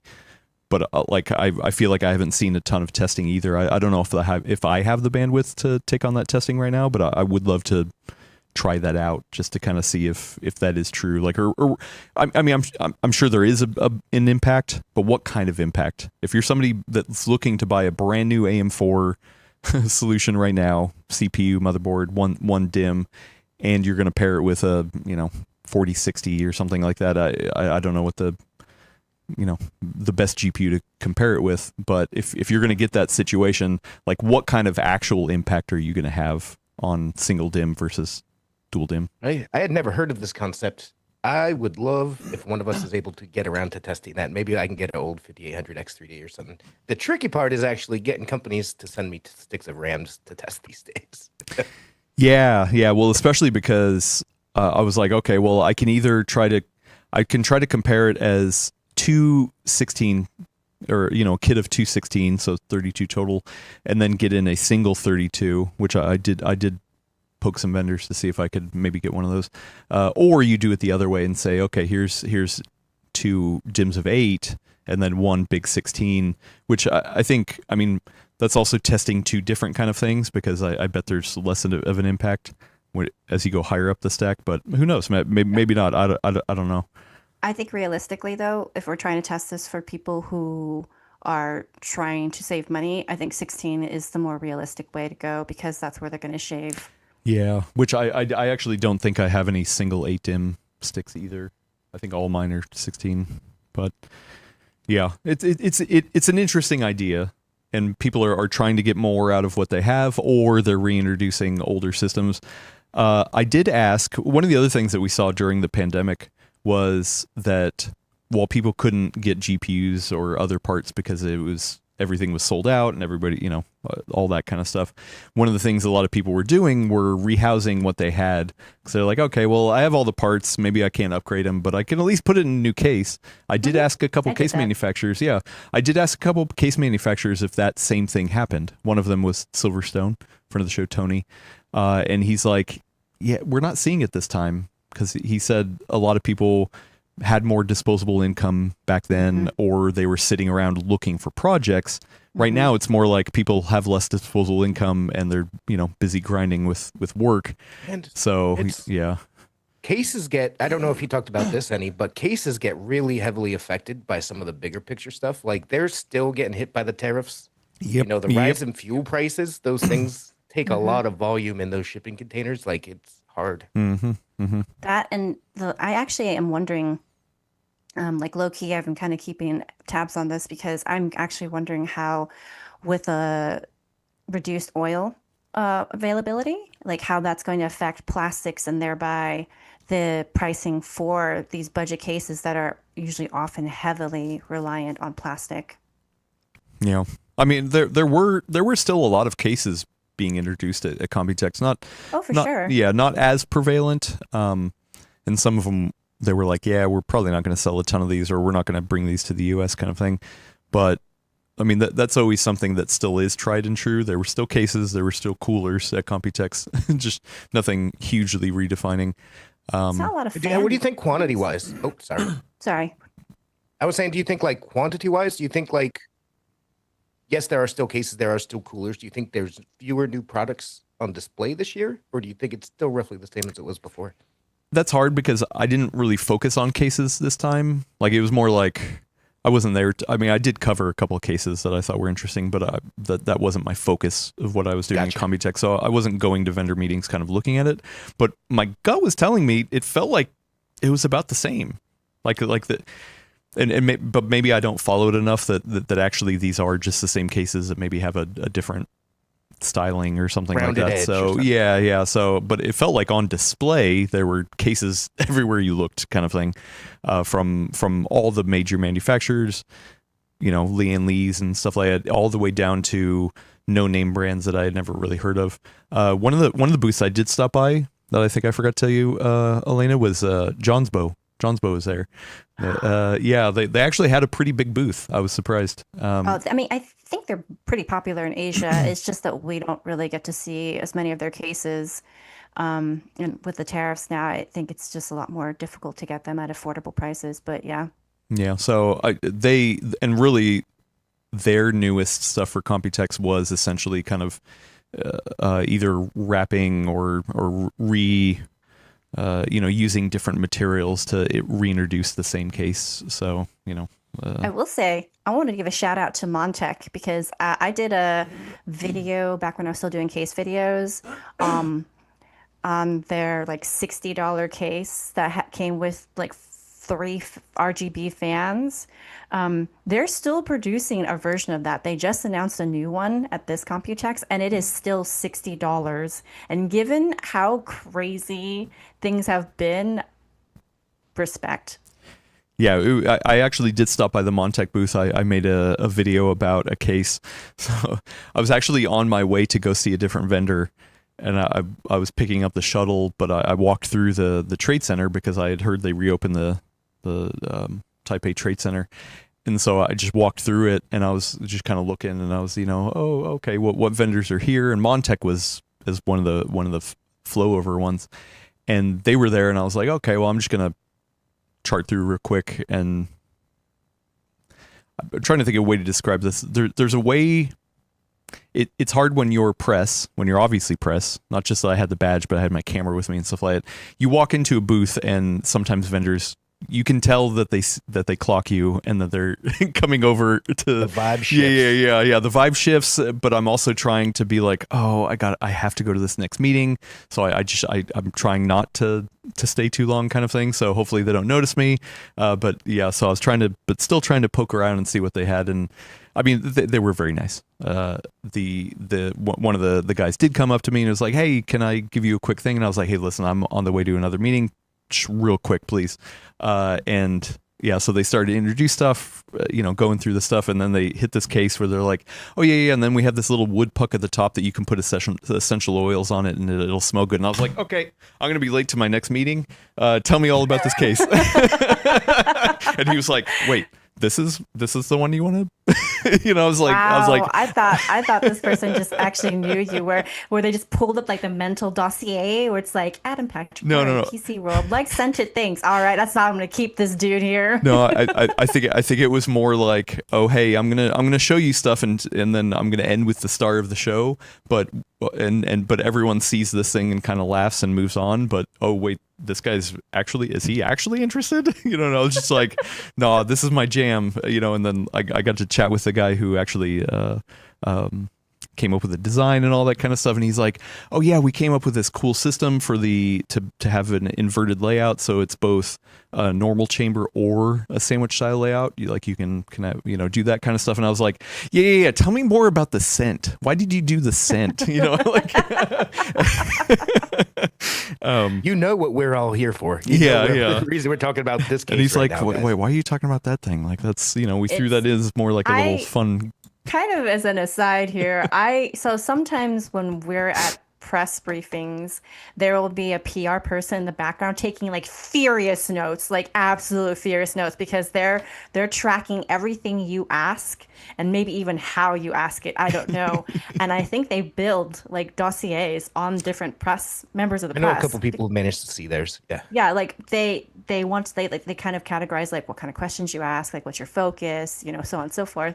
And I just want to know what the dossiers must look like for Adam. Yeah, because then I was on a mission. I was like, hey, listen, I've been trying to hammer this home. People need to have their rooms smell better. I'm so glad you guys are doing this. You guys need to do more of this. And they were like, yeah, okay, maybe. Why do they need to have their rooms smell better, Adam? Well, because right now it smells like Taco Bell and farts. So get a candle in there. Get a little Glade incense thing. Get this John's Bow case that you can put essential oil on it. But they did also wink and nod. They were like, or you can put another substance on it. We're not gonna, it's illegal in some states. And I was like, dog, I'm from California. Like I can have it. I can get on my app right now and have it delivered to home. And they're like, no, we don't condone it. And I'm like, no, I know. I know. Oh my gosh. Yeah. And so anyway, it was just a funny aside. So I'm glad that they showed it off, and it was kind of a funny little thing. And actually, the vendor I was late for was Silverstone. So luckily, I was like, "Hey, sorry, Tony," but he was totally. I know, led me astray. Yeah, well, and then I was like, Tony, if you only had something that smelled in your case, just kidding. I did have a good conversation with Tony because I always like catching up with him. I know you know him as well, and I was also asking about their company, like how's the health of the business, and he said something that a lot of other vendors said as well when I asked about this, is that if you're a vendor who has a foot in both consumer and data center, you're fine. Not talking specifics or anything like that, but they're like, hey, listen, the dip we're seeing in consumer is being more than made up for in the data center side. So, yes, companies are releasing less consumer stuff, but that doesn't mean necessarily the overall health of the company is in a bad place. It just means they're diverting as much energy as they can into the data center stuff. But the companies that are not in data center, which there definitely are some companies like that, like Height, right? Like Height's the one I was just about to say. Other companies like that aren't in the data center, like they have to be feeling it. Right. And for the most part, they were just like, yeah, we're trying to, continue on and do what we're doing. But it is rough out there. So, yeah, definitely weird. But so many of the companies that we know in the consumer space actually do have data center businesses, even if we don't know it. Like the Silverstones, the Cooler Maskers, the Corsairs, the Asuses, like all of these actually do have So I'm glad that they're safe. I do feel, worried for the heights and whatnot of the world, because that's a hard one to come back from. I mean, yeah, especially for cases, for all the reasons that Elena mentioned, tariffs and materials and all that kind of stuff. Like, even then, though, I was surprised there were still companies that were showing off different colorways other than black. We always joke around, it's like black is what sells, but there were still different options there. Who was the vendor? Oh, now I can't think of the vendor. One of the vendors introduced a new line with Sanrio characters on it, so they had all the different colors and then images of the cute characters and stuff like that. So there was still more unique stuff coming out that I was a little surprised by. So yeah, it's just always fun to kind of poke around and kind of see. But either way, like, yeah, just get back to the topic at hand. The next 12 months, I feel like we are going to have some information coming out. There is going to be launches, but the consumer companies are tightening their belts and just trying to get through this time. I will say I did get a little sneak peek at something coming in the future, which was Gigabyte had a motherboard out on the show floor. Oh, that funky one? No, they had a motherboard that the actual socket cover was covered up. Weird.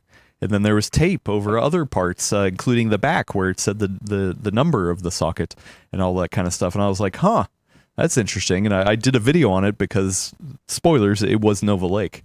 It was like the first Nova Lake motherboard that I had seen. After the video had released, everybody told me that because of my video, then all of a sudden it was not on the show floor anymore.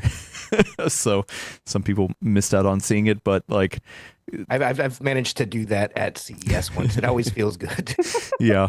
I mean, Ruining it for everyone. I think some of it was intentional, but the speaking to other vendors as well, they were all also working on future products. Trying to get ready for that. I didn't necessarily get a sense of how soon Nova Lake is going to come. If I had to guess right now and put a number on it, I still think it's probably CES. Like, maybe they could squeak it out by the end of this year just to say that it came out this year, but really maybe in earnest at CES. Did you guys see any chatter on that stuff? CES feels like it to me. They often wind up doing a Intel Tech Demo Day, usually around like October, November, to show what's going to be in the next chip. And then it often launches at CES. And with the way all the cycles are going this time around, I feel like CES is the place. Yeah. Feels right. Yeah. I mean, it should be exciting. I feel like the temperature at Intel is still that they have that swagger. I'm not going to talk too much about handhelds because I have a whole podcast about that, Expedition Handheld with Russ from Retro Game Core. But the G3 Extreme, which is handheld only, I did ask if it was going to come to stuff other than handhelds, and they're like, oh yeah, maybe, thin and light gaming laptops, things like that. It's not out of the equation. It's just right now they're focusing on handheld kind of stuff. But it was that same vibe as Panther Lake was at CES, where they just came in the door just being like, yeah, we know what we got, and it's awesome. And I'm getting the same sense for Nova Lake, that when they're ready to talk more about that, they're going to bust in the door and be like, yeah, Nova Lake, pretty good.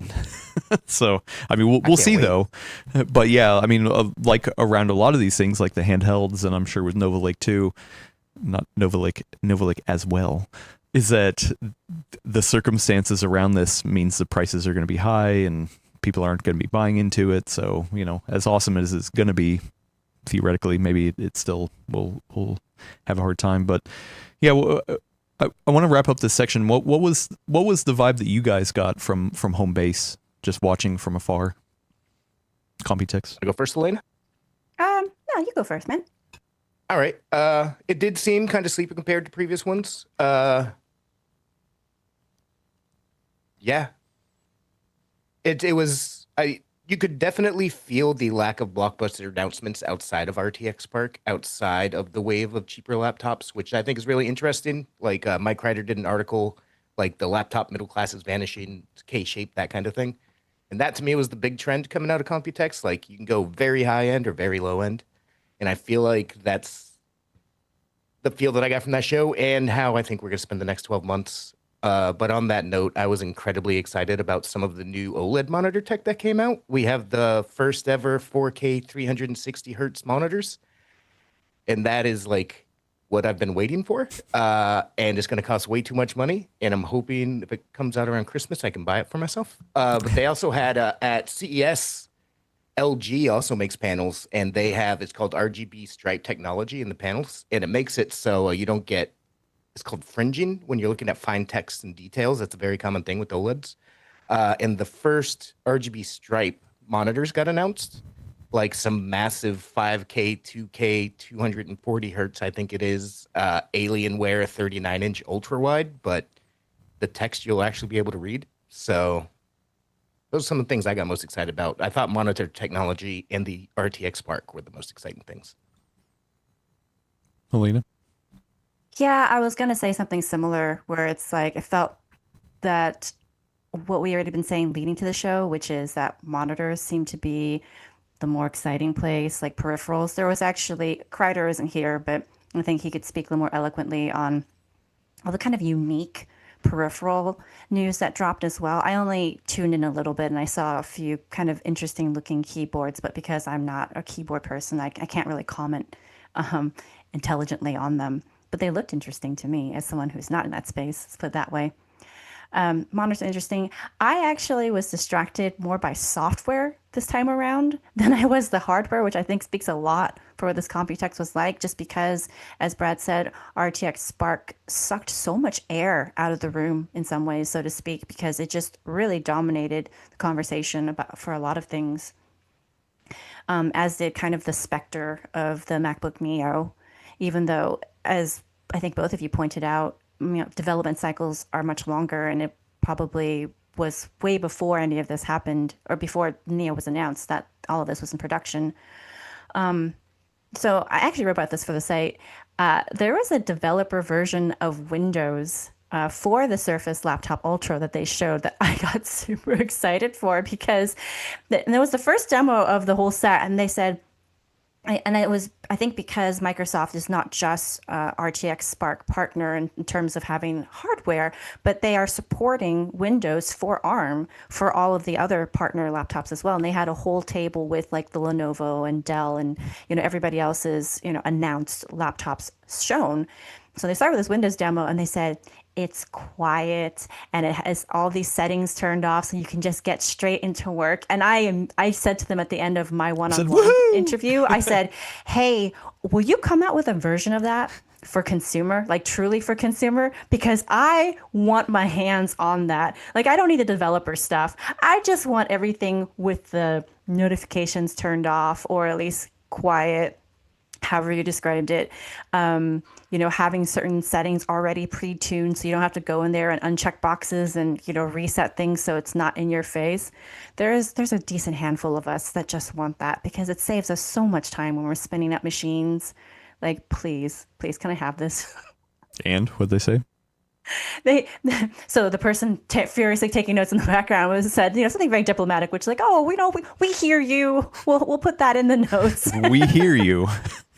So that's why I ended up writing the article about it. And I said, yo, they're listening right now. You should speak up too. Yeah. Lena Yee, she's looking into Linux. We really need to listen to her. Yeah, I mean, seriously, I think more and more, honestly, if I was making a prediction for the next 12 months, the conversation about hardware is going to become a lot more dominated by software talk, actually. I think that's where we're headed. Really good point. But before, we could just kind of disconnect the two, and we could just really only talk about hardware and where that's leading us. But now I think it's not.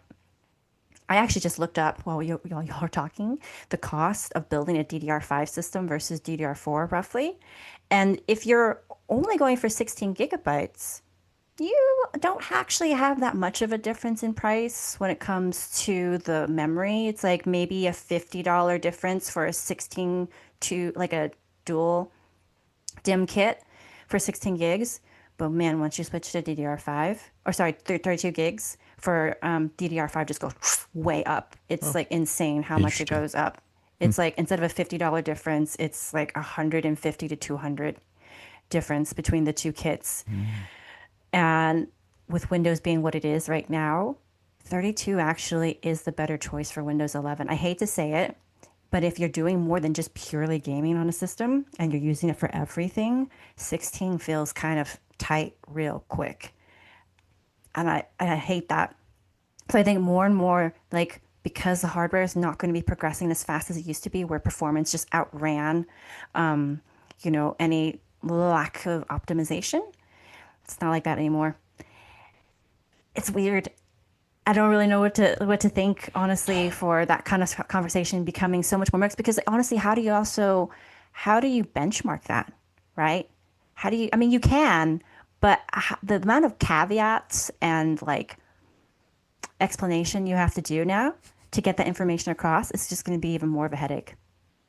Like, and I do wonder if, because we talked about this earlier, the single DIMM versus dual DIMM. I wonder if the more common thing is somebody to just buy a single 16 and then hope to get another 16 later to hit 32, rather than somebody being like, well, I really want to hit 32, but I'm not going to buy a dual DIMM configuration. I'm just going to try to get a single 32. So yeah, it's hard to get a temperature on that. But I would say overall, yes, this sucks in a lot of ways, but I think this is a good thing, because the more, and even on the gaming side, if the developers, if the OS makers are going to do some more work to be like, hey, let's optimize this stuff rather than try to continue to push the bleeding edge, I think that's a good thing, because there's a lot of optimization that needs to be done. Windows, gaming, all that kind of stuff. So like try to make it work better on hardware that we already have out, rather than constantly looking at the new thing kind of thing. I don't think it's a bad thing. Or it can be a good knockoff effect, maybe, is a better way to frame it. But I think I would say this is not a great situation, but the one potential silver lining is that we'll get better software optimization. It's a good way to put it. Funny note, real quick side thing that I realized I didn't talk about. Maybe I talked about it last week with Nick, but Nick came with me. Nick from Gear Seekers. Go subscribe over there. Came with me to my NVIDIA briefing, and we did get a chance to really quickly talk to the Microsoft representatives that were there, and he asked about distribution. He's like, are you going to be able to download this version of Windows for the RTX Spark, running on ARM, just off of the website, like Microsoft.com? Or are you going to give it as an ISO? And they wouldn't commit to it. It sounded like they were saying, oh, we'll probably leave it for the vendors, that if you have an issue that you need to rebuild the system, that you need to download from their site. And he's like, well, why? Is this, can you not just load Windows on anything and then just, plug it in and install it? And they were very non-committal in a way that was like, this is weird. Are they trying to do something? Like, supposedly, and maybe Nick can speak better to this, but because I'd actually ran away at that point, but they were saying that like something about the way that the Spark systems are going to boot is going to be checking for specific drivers or checking for specific hardware flags to say, hey, do you have this? Can you run this on the system or not? In a way that at least made Nick pretty scared that they're like Microsoft trying to lock it down, or NVIDIA or whoever, in a really weird way, like try to be more Apple-like, which is not a good thing. But I personally am not too scared by this news just yet, because it's so early. I'm wondering if, because software support for ARM has always been not quite the same parity as x86, that this has to do with like driver tuning and making sure things work, and that if they just released it wide in the open, people would do what they do on the internet and say, oh, this is broken, it doesn't work, this is terrible. And so maybe that's why they're being a little non-committal about it, because they're not quite sure how it will end up. I think it's coming in hot. That's my guess. I think they're announcing it here. I think it's the second half, the later half of the year. I forget the exact phrasing, but they're like, don't expect it anytime this summer. We originally heard reports that this was going to launch at Computex last year, and then further reports came out after that said they had some trouble development, and that might be what pushed it back to this year. So I wouldn't be surprised if it might be coming in hot. And so Microsoft doesn't want to commit, because in case they do need a specialized kludgy version to get it going off the ground when it launches. I will say I did hear that same information on background of like, hey, NVIDIA was ready for this a while ago. And it's Microsoft that they're having to drag kicking and screaming to be like, you got to get this figured out. Well, and maybe not just Microsoft, maybe Adobe as well. But yeah, we'll see. Anyway, we should move over to Q&A before we wrap it up here. But before we do that, let's pause briefly for an ad break. And look at that, we're back. Real quick, I want to address something. I've had a couple people be like, "Wow, that's really sad that you guys pause for an ad break, but you never have ads." And because I mean, sometimes we do have ad reads that we'll do. Yeah. But luckily for those of you who are watching live right now, you're not seeing ads. That's one of the nice, I guess, benefits. But really. Yeah. Like then if you're going back and watching the pre-recorded version, whether it's on YouTube or in audio form on the RSS feeds, I'm placing markers for the companies to dynamically insert ads in between those. So, so ads are getting placed. You're just not seeing them because you're probably watching it live, or maybe Thanks for being here, guys. Yeah, right. Or maybe catching the video version before, because I can't actually add the ad placement in YouTube until a couple hours after it, because like after the live thing, YouTube has to transcode it a little bit. So maybe you're also getting in that window of watching it before I get the ads placed in there. But we do have ads. Oh yeah, or also maybe you're on YouTube Premium and you're not seeing ads. So anyway, but either way, I'm putting the little markers in there to insert some ads. But this is the Q&A section. If you have a question that you want to ask us right now, you can at the Full Nerd Network in the chat. But if you're watching or listening to this later, that's okay. Sorry, the coffee is kicked in. But you should go over to the link in the description. We have a link to our Full Nerd Network Discord, which is an awesome place to hang out. And then scroll down and we have a questions channel, TFN-questions. You can get a question in and hopefully read on the show. We have a lot of Computex stuff, so I think we can get through maybe some of these. But one came in through the live chat that I want to get to first from friend of the show, Datus, asks, with the demand and money being where they are, do you see data center products moving to newer nodes while consumer lags 1 to 2 nodes behind rather than just more and more cut down? It's actually a really good question. I think that if the AI bubble does not pop, yes. I think we will see that a year or two from now if it gets that bad. Yeah. No, I definitely got the sense that all the new development was like, being pushed on for data center stuff, and maybe the consumers will just kind of lag behind or maybe reintroduce older nodes like the 5800 X3D. I know there was that whole thing at, CES, where NVIDIA reintroduced the RTX 3060 or something like that. Yeah. So like, there's definitely been talk of like, hey, if the product's still good, I'm not saying the 3060 is, but 5800 X3D is, like, keep it around. It's still a good option for people who are on a budget. So yeah. I can't say I'm against that either. Just leave 28 nanometer in the waste bin. I don't want to go that far back. Yeah, right. Or 14 nanometer plus. Yeah. Yeah. The GPUs were stuck on 28 nanometers for, I think it was 5 years. It was brutal. Yeah. Okay, let's get to some questions over on the Discord. I don't think there's anything else that I've had flagged live. Oh yeah, here we go. So I can say something that smart that just popped in my head about the last question. Please. I actually think yes, that is a possibility, but I think the bigger possibility is companies like AMD and NVIDIA moving to fabs like Samsung, which did the 30 series RTX cards for consumer quality stuff, and leaving those super pricey TSMC cutting edge dies for the business centers. That's my second prediction. Actually, that's pretty good. No, that would make sense. Or maybe Intel fabs, who knows? Maybe. Yeah. Okay, we have a question in here from a friend of the show, Slop Operator. I like that. Have you guys tried 5K, 2K monitors for more than a day yet? If yes, how was it? And then there's a follow-up question from friend of the show, ScribeFix, that says, what's the difference between 5K dual mode monitor and playing a 1440p image on a 5K monitor? These are both really good questions. Has anybody tried a 5K, 2K monitor? I haven't tried a 5K 2K monitor. I'm hoping to get one in soon because I really like that one that was announced at Computex. Yeah. So I might be able to answer this in like a month. Okay. And then, yeah, so the other question, and this is something I had there too, because Asus showed off a couple new monitors. One of them was the world's first gaming OLED monitor. So it's 1080p, but it gets up to what, Had triple modes. 540? Yeah. Well, that was a separate one. There was and then one of them had triple mode where it's like 4K it's something, 1440p it's something, and then 1080 it's something. And I was confused. I was like, I guess I don't understand. I don't understand. How is that different than just setting the resolution and the frame rate in Windows? Brad, please enlighten. Can't get into the science of it.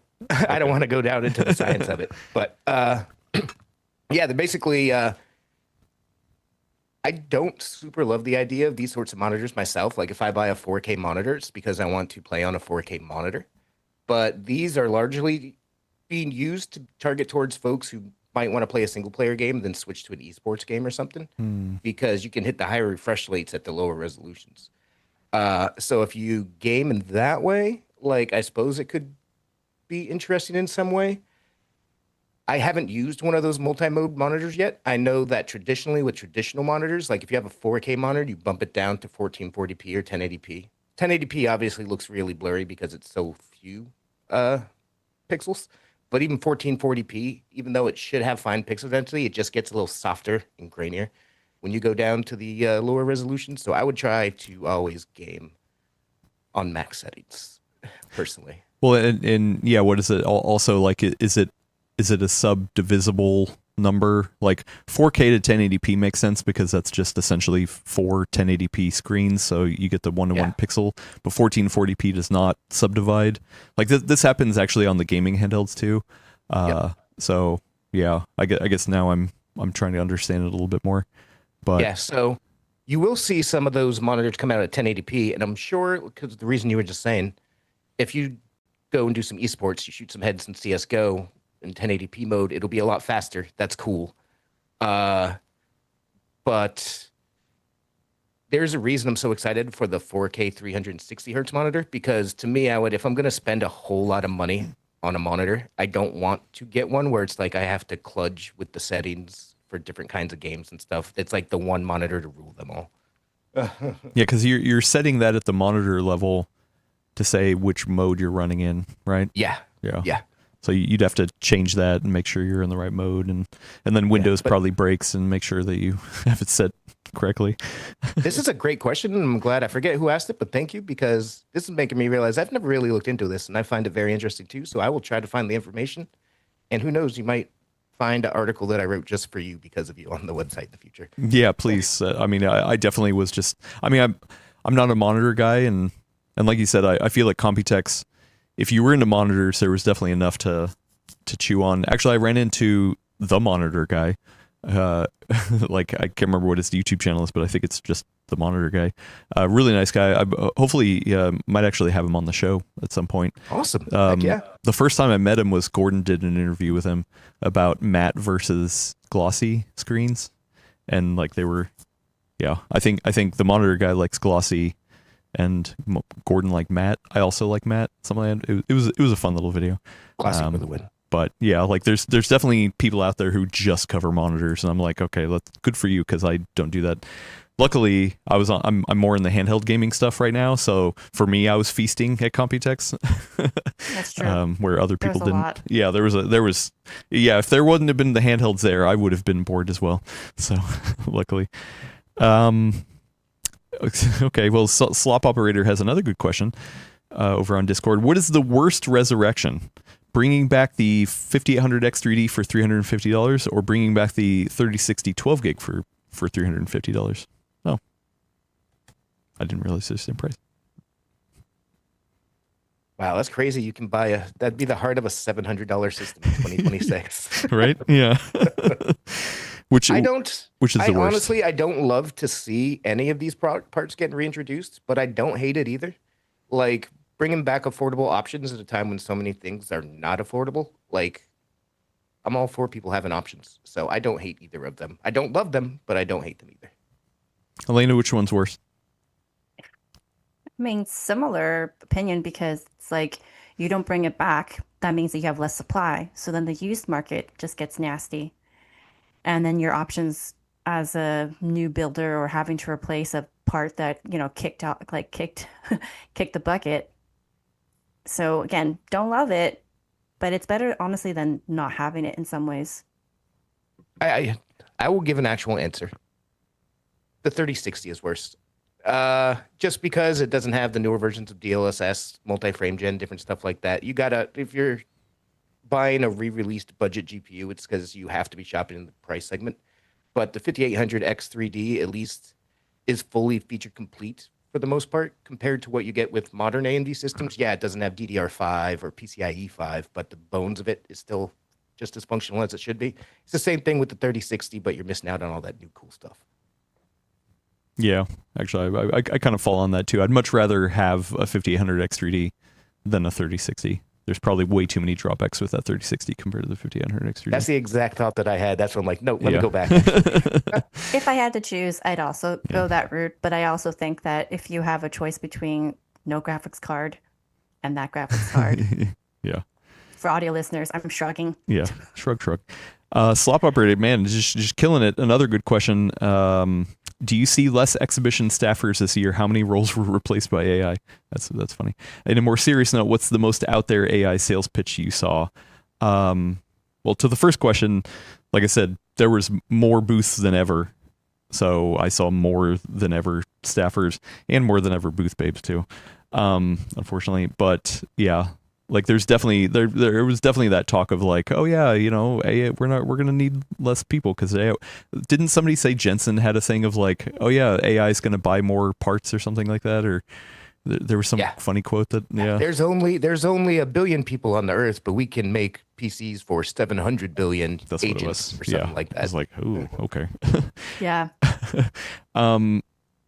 I don't remember getting any weird sales pitches, like out there kind of sales pitches.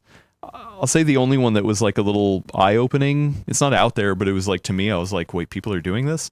Is at MSI at their booth, like I said, they had a Lucky Claw application, which is essentially just kind of prepackaged OpenClaw. And yes, you could run it on one system, but they also had a built-in networking feature, and they literally had like a stack of I think 6 of the newest Kubinooks with Panther Lake in it, and they were like, hey, you could have one of them be the master and then delegate each one to either parallelize or have maybe one of them do one model, one of them do a different model, and all that kind of stuff.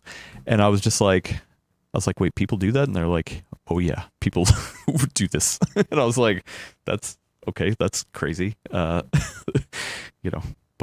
to me, one of the funniest ones, again, just to point how crazy all this stuff is, was I saw, it was a couple days before Computex, AMD announced the Ryzen Strix Halo, I think it was called, the little dev box, like an RTX part kind of thing.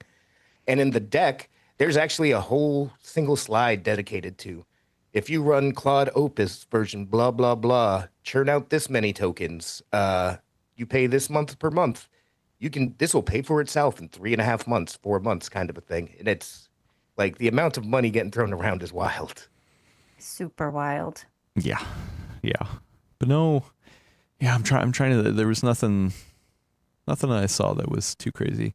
They did have so I like to remind people that NVIDIA was there as part of GTC, which they line up with Computex, but it's not an official part of Computex. It literally is in a hotel next door.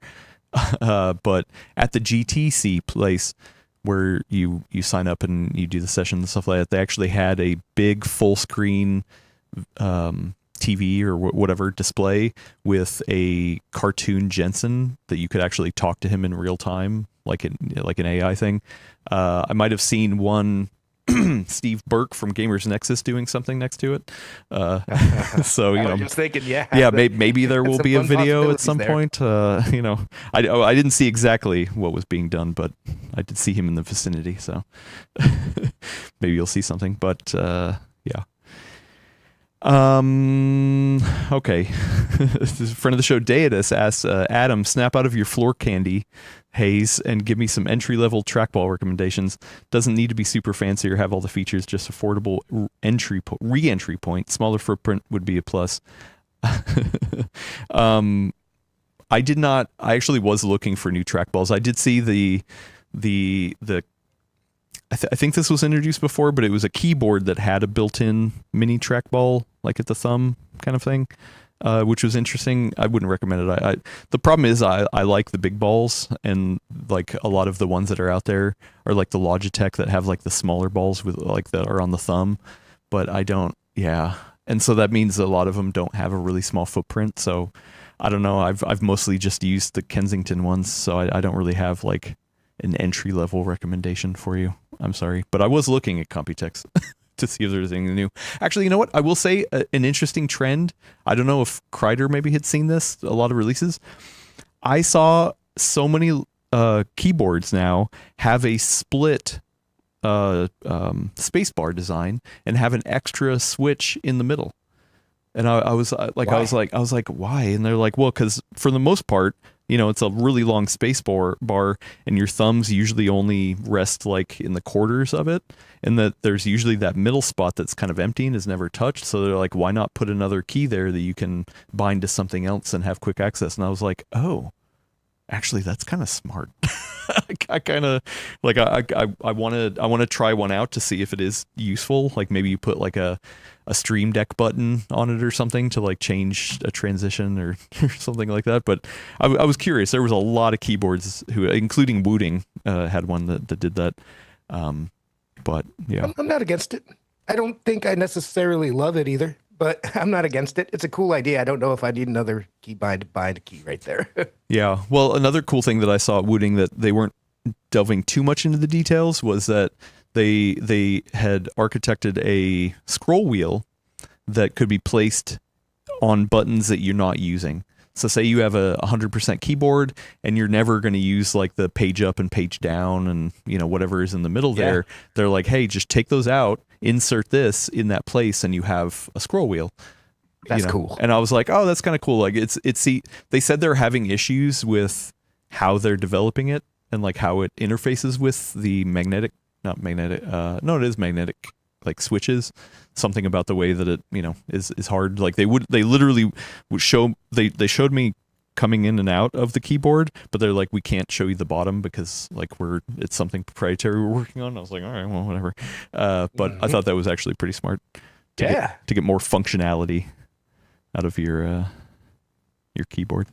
I used to have, I think it was the Corsair K70 that had that. And I loved it, and I used it all the time. And no keyboard I've had since then has had one, and I miss it every day. All right. A couple more questions in here, and we will get out. I have one too for the end. Oh, you have one. Oh, the very end. For the end. Okay. Is it from Discord or something else? Oh, okay. It's from me. Oh, got it. Mataw over on Discord asked, what is the sound activated ferrofluid toy on your entertainment center that is sound activated you discussed on the Computex episode? So for those of you who didn't maybe watch, but one of the cases that we saw there that was really interesting from a brand new company, and now I can't remember the name of the company. Nick did a video on it over at Gear Seekers. I mean, other people did as well. But yeah, so it's a little fluid like petri dish that has some fluid in there that can like get moved around by magnets, and so you could like mess with it. It was a really cool design on the front of the case. I actually have one of those things that, you know, is sound activated. I couldn't tell you the actual brand name because I just got it off AliExpress, but if you just search for it on AliExpress, like there's a million of them on there. Like I wouldn't necessarily recommend this one. I mean, if you really want me to, I can try to look it up, but it was nothing special. It was just like, oh, hey, there are a dime a dozen, so I'll just pick this one up. I never even thought about these things existing. I might look at that, actually. It sounds pretty cool. Yeah. Oh, thank you. In the chat, Infocore said the brand is Amoeba, AMIIBA. So, yeah. It was a really, really cool case. It was like wood, and then it had this little disc on it that, you could like mess around with, which was cool. Okay, is there anything else? I'm looking for Computex related stuff just real quick.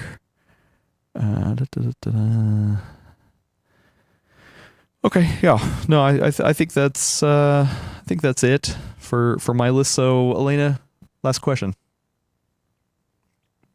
Did you get your Coke fiber fixed this year? And if so, how much did you bring back with you? I have never tried to bring Coke fiber back with me. I've always been worried about it busting on the plane, and I would not appreciate that. I got plenty of Coke fiber. Thank you, Elena, and introduced plenty of other people to the glories of it. The saddest thing, though, is that now it's so easy to get in the Bay Area that the appeal. Yeah. There's a place in Emeryville that just opened up, Tokyo Central, and they don't always have it there, but I will see it pop up occasionally. And so now I've had it often between the last Computexes that like now the appeal has, not the appeal, the like the specialness. Yeah. The novelty of it is like, it's not just tied to Taiwan anymore. I mean, except for the fact that here it's like $5 a bottle.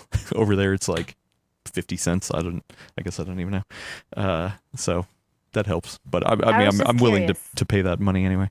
Because normally you are so excited to talk about it, and there was not a hint of it this year. Yeah. It just, because I even had some here. What was it? A number of episodes ago. It's really good. It's good stuff.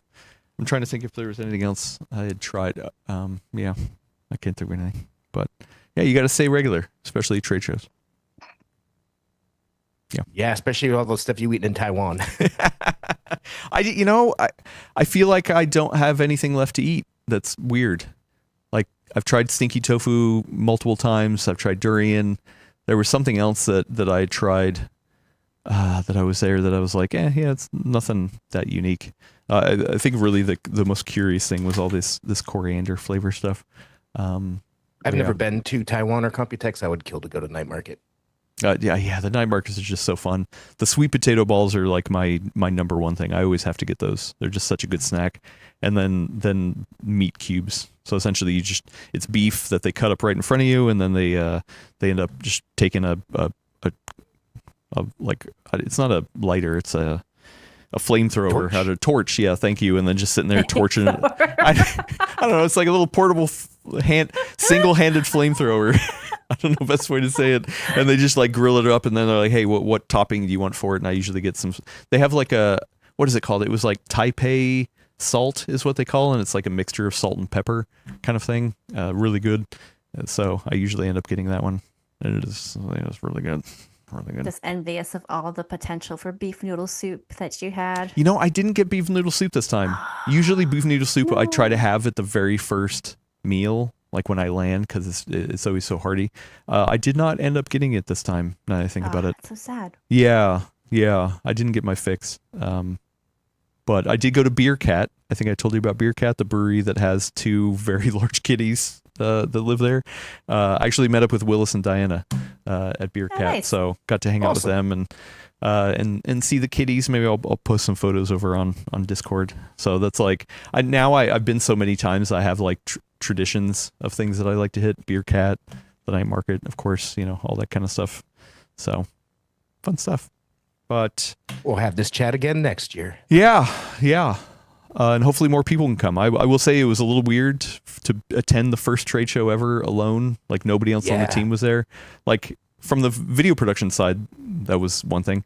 But then, usually at least Mark is there to like write. I think this was a good Computex to not send a full team at, for a lot of reasons. But yeah, I was busy with all the handheld stuff. So, sorry if you're not into handhelds, but there was a lot of exciting stuff on handhelds over there.